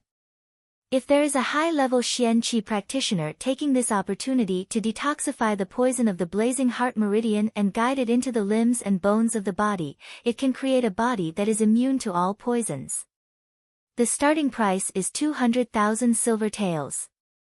Each increment must be no less than 10,000 silver taels. The purple-robed old man took out a white jade box and opened the lid. A black lotus with leaves stood quietly, exuding a demonic and dangerous color. No wonder it was pushed to the end, it turned out to be a black blazing heart meridian. Looking at the grayish-black color, it should be more than 500 years old. This is much more effective than ordinary goods. It's truly a good thing. 500 years old is a rare treasure even in my previous world. Jun Mosia sighed in relief and said in a low voice, Fatty, this is what I want. He said as he raised 3 fingers. In his heart, he secretly said, although your explanation was very detailed, you still ignored another important use of the Blazing Heart Meridian. However, if you really knew, I am afraid you would not take it out for auction. The Blazing Heart Meridian, this was the name in the Xian continent. On Earth, as long as the Blazing Heart Meridian had exceeded 200 years of age, it would have another name, Heaven and Earth Bridge. This had become the dream of all martial artists. As long as a special method was used to remove the poison and take this, it could instantly open up the stagnant meridians and connect the Heaven and Earth Bridge. It could increase a martial artist's strength by more than 20 years. As for the 500-year-old Blazing Heart Meridian, it was the best of the best. With it, the hope of Jun Wui's recovery was more than 90%. This was just Jun Moxie's conservative estimate. As soon as Jun Moxie and the purple-robed elder finished speaking, Fatty Tang's voice suddenly rang out, I bid 300,000 taels. As soon as this voice came out, everyone in the huge hall twitched their mouths. This prodigal has jumped out again. Although this fellow only increased the bid by 100,000 taels this time, compared to the previous increase of 10,000 taels, this was still 10 times more. Don't fight with him. If you raise the price and this guy doesn't want it anymore, you'll have no place to cry. Didn't they see that young Master Meng vomit blood on the spot? As a result, after Fatty Tang spoke, the entire place fell silent. No one answered for a long time. To be honest, the purple-robed old man was slightly dumbfounded as well. Could it be that this Blazing Heart Meridian that could be sold for at least 800,000 taels was actually sold for 300,000 taels? However, the magnificent jewel hall had such a rule. After a moment, the old man once again raised the hammer and said, Young Master Tang bids 300,000 taels, is there a higher bid? After a pause, he said, 300,000 taels, going once, 300,000 taels, going twice. Suddenly, a hoarse voice fiercely said, I bid 3 million taels. The one who bid this sky-high price was none other than Li Zhen. Tang Yuan saw that he had succeeded, but Li Zhen had interfered. He could not help but be furious and jumped to the door of the box and shouted, Damn it! You dare to compete with me, I bid 500. Suddenly, his mouth was covered by someone. It was Jun Moxie. Although he did not finish his sentence, it still made everyone in the hall break out in a cold sweat. Everyone could guess that this fatty was about to shout, 5 million taels. Crazy. This fatty must be crazy. Jun Moxie twisted his neck and walked out. His sickly face had yet to disappear, but his domineering attitude was evident. Lifting his robe, he stepped on the railing outside the private room with a pu sound. Casually, he took off his hat and held it in his hand. His robe was slanted, and his eyes were crooked as he shouted angrily, Li Zhen. You son of a bitch. Was it you who bid just now? Do you want to die? Yes, it was this young master. What are you going to do? This is an auction house. You can bid, but I can't. Are you going to bite me? Li Zhen's anger soared to the 9 heavens and he jumped out without hesitation. What am I going to do? Bah! Jun Moxie vividly played the role of a prodigal son. His mouth was crooked and his eyes were slanted as he roared, Motherfucker! You have just emptied your pockets and you still want to take out 3 million taels of silver? Surnamed Li, it is not that I am looking down on you.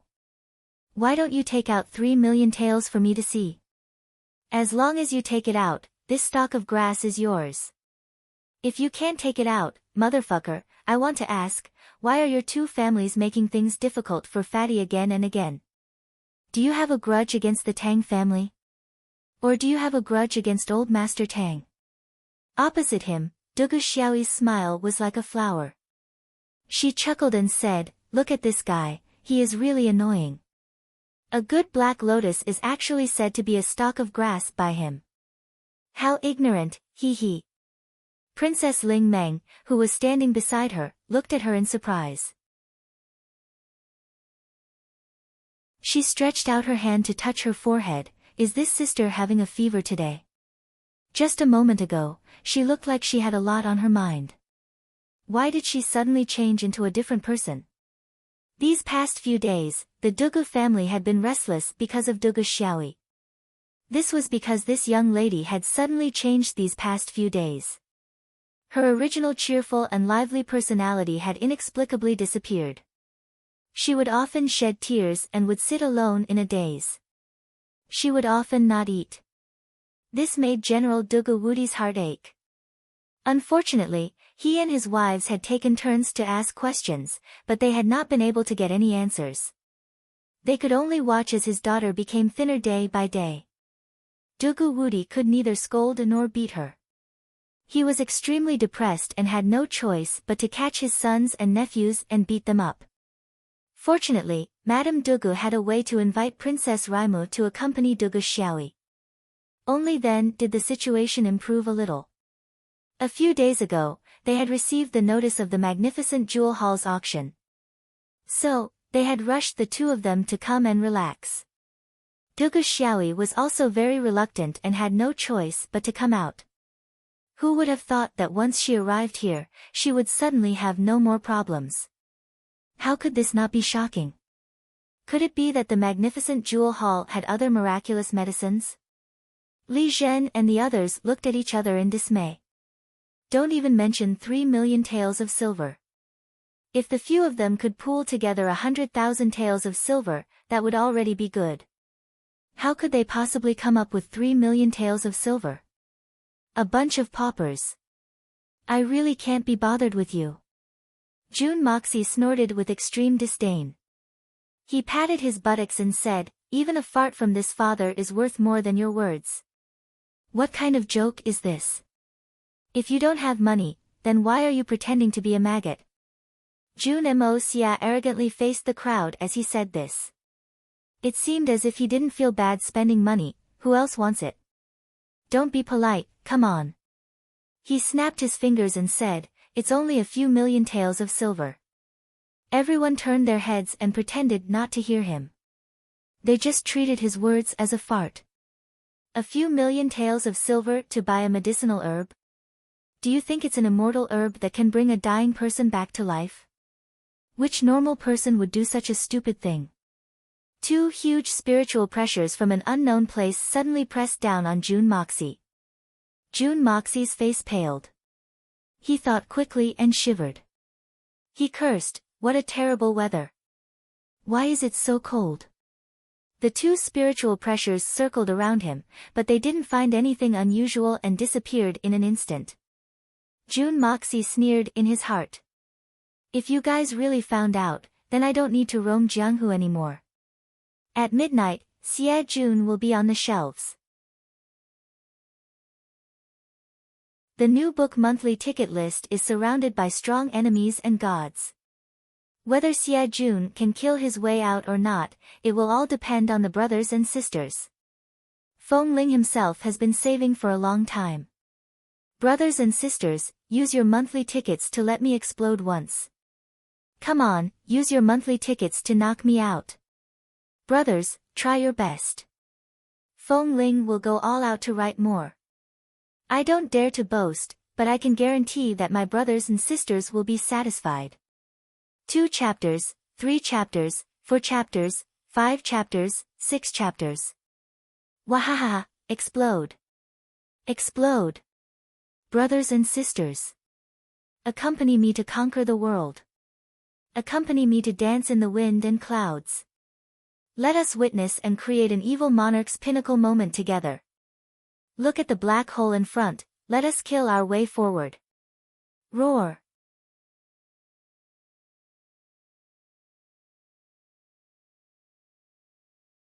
Chapter 94. The Evil Prince was finally published. This was Feng Ling's second book. When it was time to publish again, he was reluctant to part with it. Being published was the beginning of an author's income. Of course, Feng Ling was happy. But it also meant that the brothers who had accompanied the evil prince all the way would leave him and go to their own websites. Here, Feng Ling solemnly declared that piracy could not be prohibited. Feng Ling didn't mean anything else. He just couldn't bear to part with them. It was the brothers and sisters who pushed the evil prince to the first place.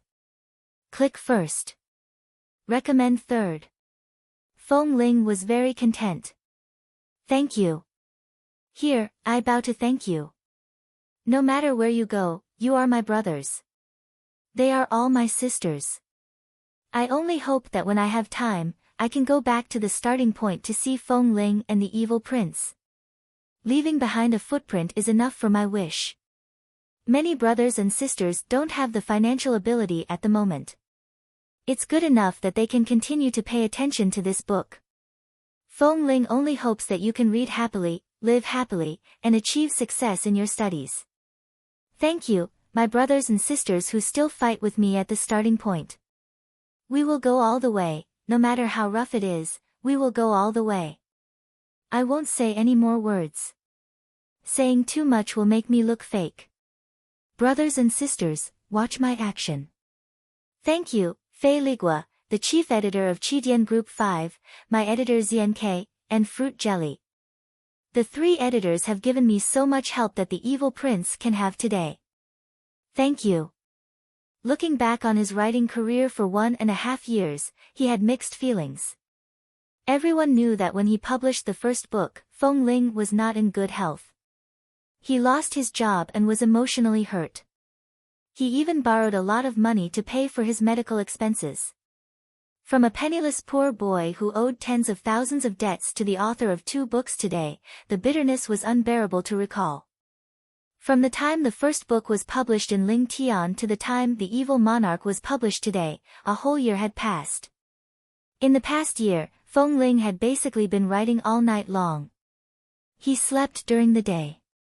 A rough calculation showed that there were at least 200 days in a year where he wrote in the second half of the night. Needless to say, everyone could understand the hardships. Everyone had basically experienced pulling an all-nighter before. 1 day was fine, 2 days was fine, but if it was a week, or a long period of time, there were not many people who had tasted this feeling. I remember a time when I was chatting in the group, a brother from Skypole said something that made me stare at my computer screen in a daze for half an hour. I suddenly had the urge to cry. He said, I can sit comfortably in front of the computer every day.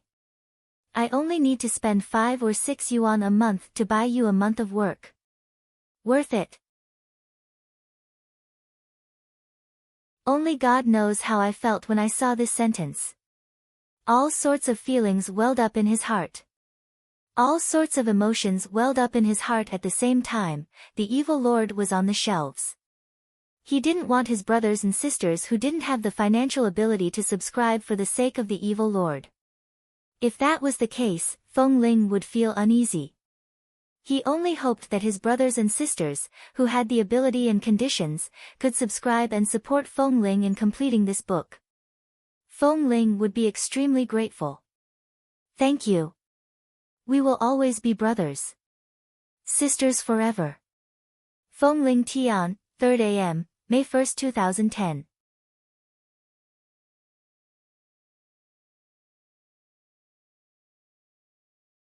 Chapter 95.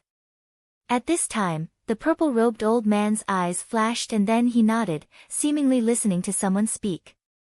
His face showed a trace of embarrassment, but it quickly disappeared.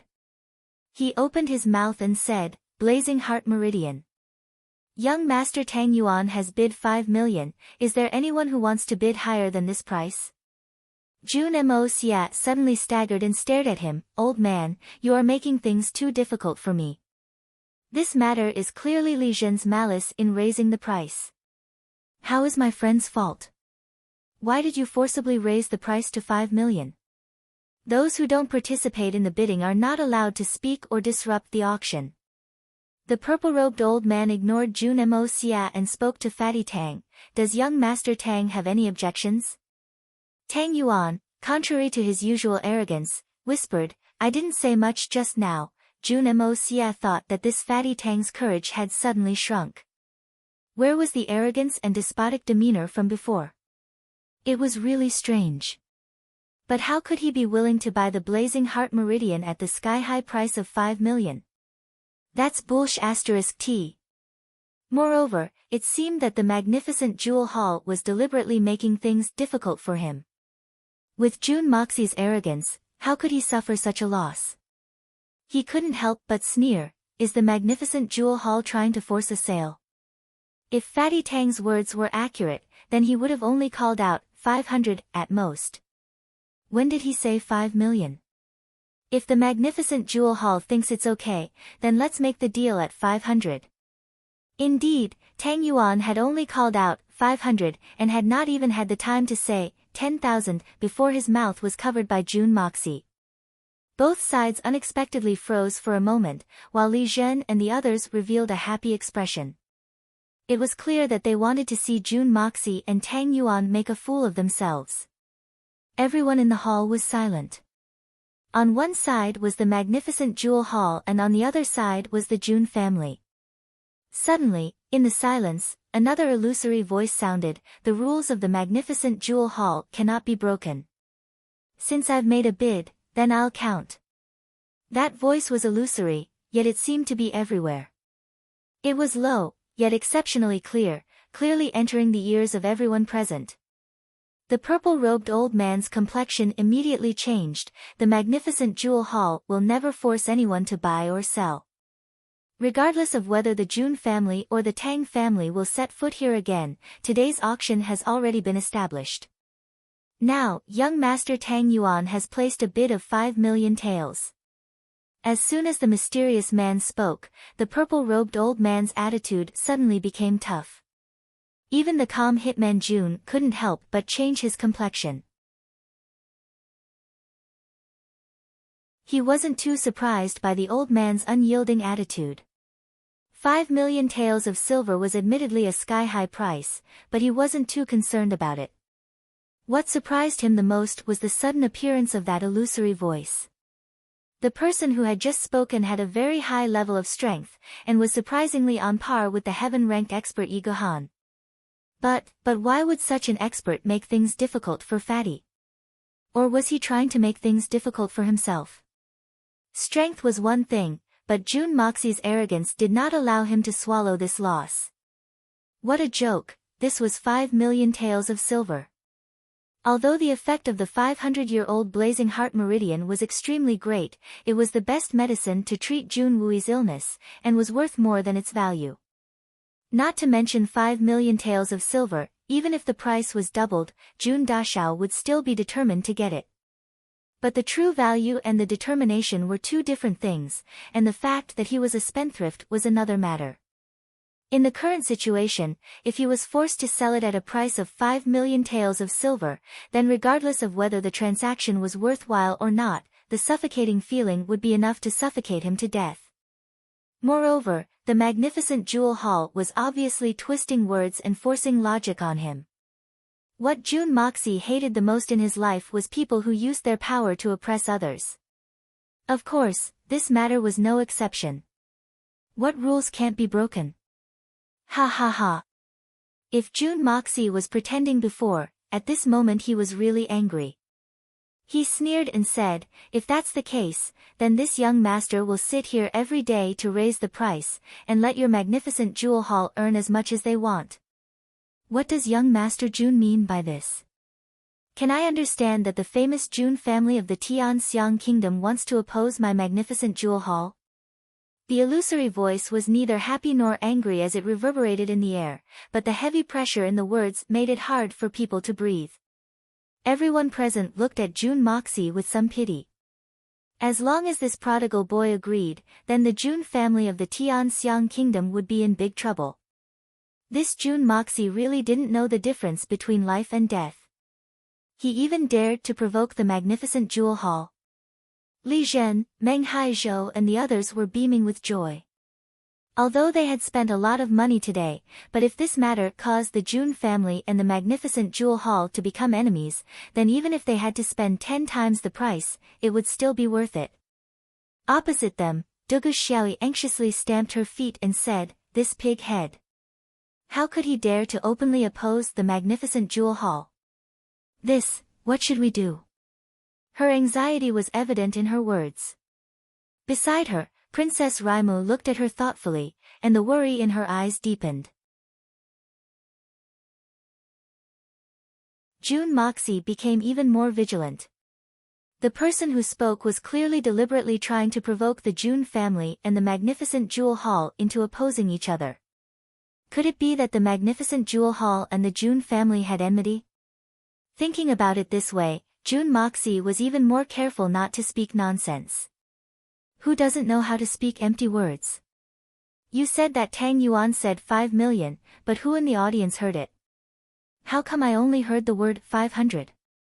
In addition, Li Zhen bid 3 million, did the magnificent jewel hall ever think about whether or not he can come up with that amount?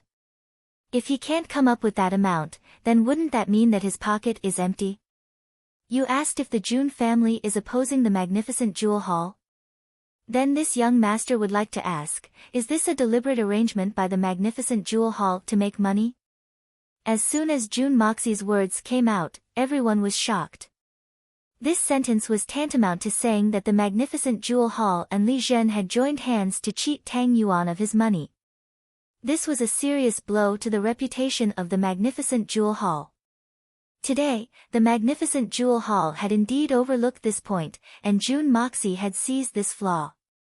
Under the magnificent jewel hall's deliberate unfairness, June Moxie fearlessly jumped out and openly accused them.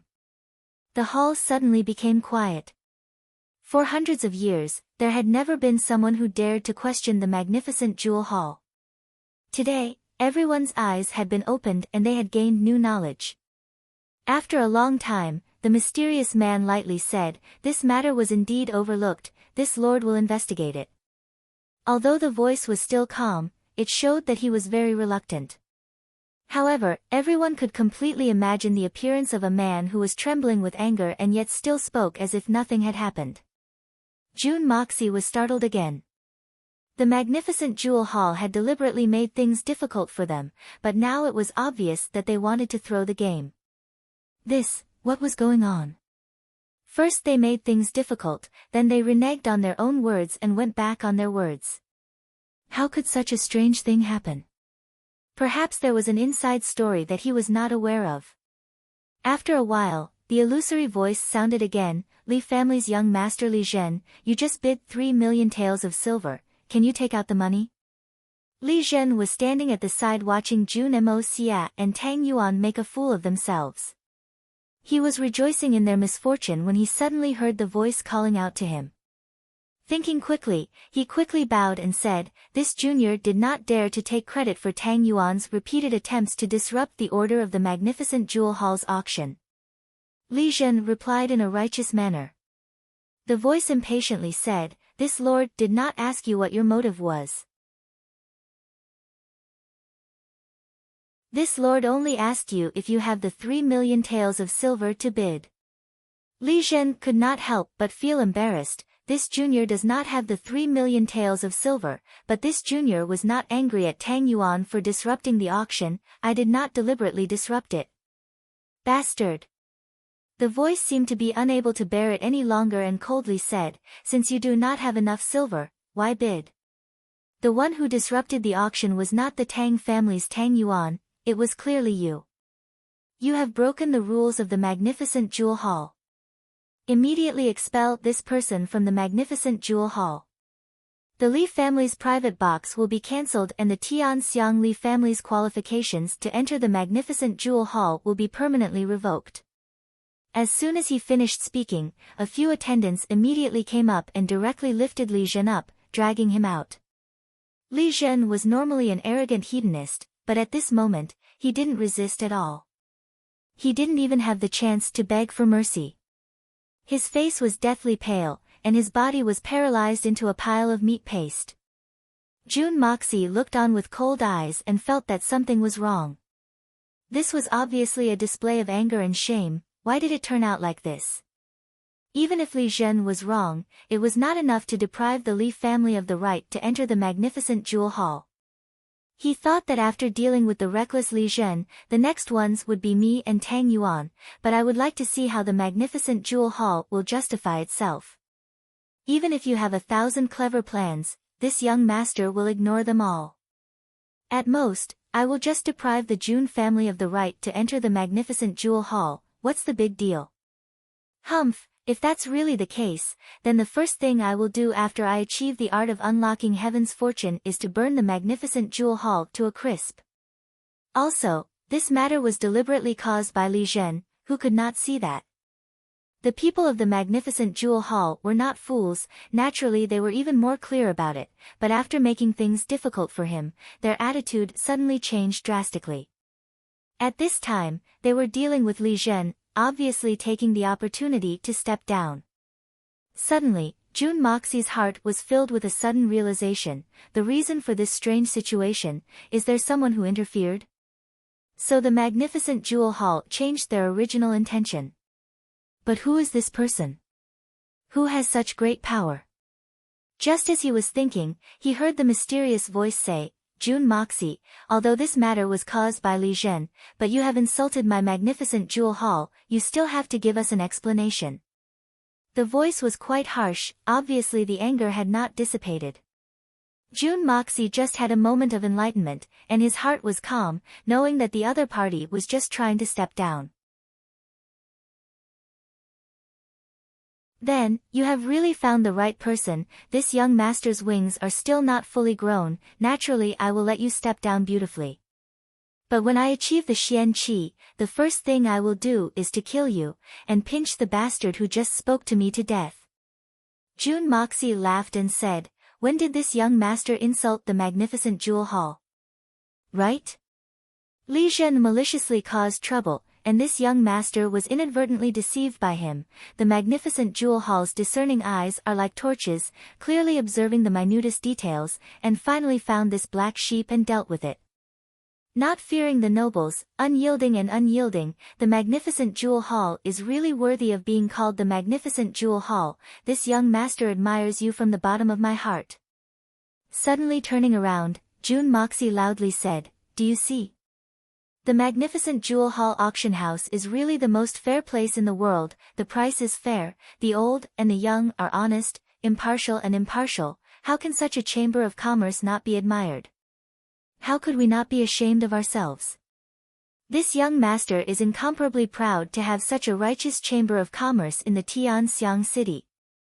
Come come come, let us all applaud together, and cheer for the magnificent jewel hall. Finished speaking, Jun Moxie's face was full of sincere admiration and worship, and took the lead in clapping his hands, and at the same time loudly said, why don't you all applaud? Don't tell me you have a problem with the magnificent jewel hall. If so, this young master will be the first to stand up for the magnificent jewel hall. Suddenly, the entire audience burst into thunderous applause. Everyone applauded while cursing in their hearts, shameless awe. Truly shameless awe. This young master Jun Moxie's shamelessness, and the thickness of his skin, makes us feel ashamed of our inferiority. Ah. Only Dugu Xiaoyi's face was full of excitement, and her face was like a blossoming flower, vigorously clapping her hands, and finally felt relieved. The mysterious voice also quieted down, and no longer made a sound. In an elegant room of the magnificent jewel hall, two white-robed middle-aged men were sitting opposite each other. One of the white-robed middle-aged man fiercely gritted his teeth, his face was full of depression, and with a slap of his hand, he smashed the table in front of him, and said in a low voice, Jun Moxie. What a crafty boy. This lord will not spare you. The other white-robed man closed his eyes, and with a look of disapproval, he frowned and said, this is something you shouldn't have done. How can you blame this boy? The white-robed man snorted, and said with dissatisfaction, but this blazing heart meridian, I am afraid that Jun Wui. At this point, he suddenly stopped. Jun Wui. The other white-robed man suddenly stood up. What do you mean?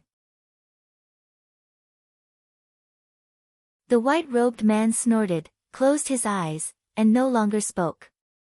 The other white-robed man stared at him for a long time, and said, I don't care what grudges you have with Junwoo, but he is now disabled, and his life is ruined. If you still want to deal with him, I will kill you. This sentence was said decisively, and without mercy. It showed the determination to do what he said. The white-robed man Lenglang snorted twice, turned his head, and no longer spoke. The other white-robed man Lenglang looked at him, and suddenly said, in this auction, there was no blazing heart meridian. But suddenly this thing was added, what is the reason? Who gave you the blazing heart meridian? Why did you come to Tianxiang City to auction it? The white-robed man Lenglang rolled his eyes, and said, if you want to know, you might as well go back and ask the elders. Don't show me that interrogating face. Do you really think that I am afraid of you? Is it? The other white-robed man's face was even colder. Is it? She specifically asked you to give it to Junwoo? Otherwise, why would the ninth elder come together? The white-robed man was startled, and sternly said, what nonsense are you talking about? It's just a trivial Junwoo. Is it worth sacrificing half of the ninth elder's strength? I did not say that the ninth elder had to be sacrificed. What do you mean by that?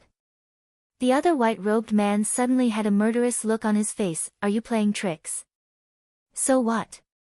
The Jun family only spent 300,000 taels of silver to buy it, but it still fell into the hands of Junwoo. The white-robed man snorted. Your mother's fart. What's the use of the blazing heart meridian? Without an expert like Shen Xian, under the poison of the blazing heart meridian, Junwoo will die faster. The other white-robed man trembled, and his eyes were sharp. You despicable villain. I will kill you. Enough. From afar, an illusory voice came, very old, but strict, you don't have to say any more. The two white-robed men looked at each other for a moment, their eyes were sharp, like two swords clashing in the air. Finally, both of them let out a cold snort and sat down with their backs facing each other, ignoring each other. You're tuning in to the Blissful Bookshelf YouTube channel. We're so grateful for your support, and don't forget to subscribe to join us on this incredible journey through captivating stories.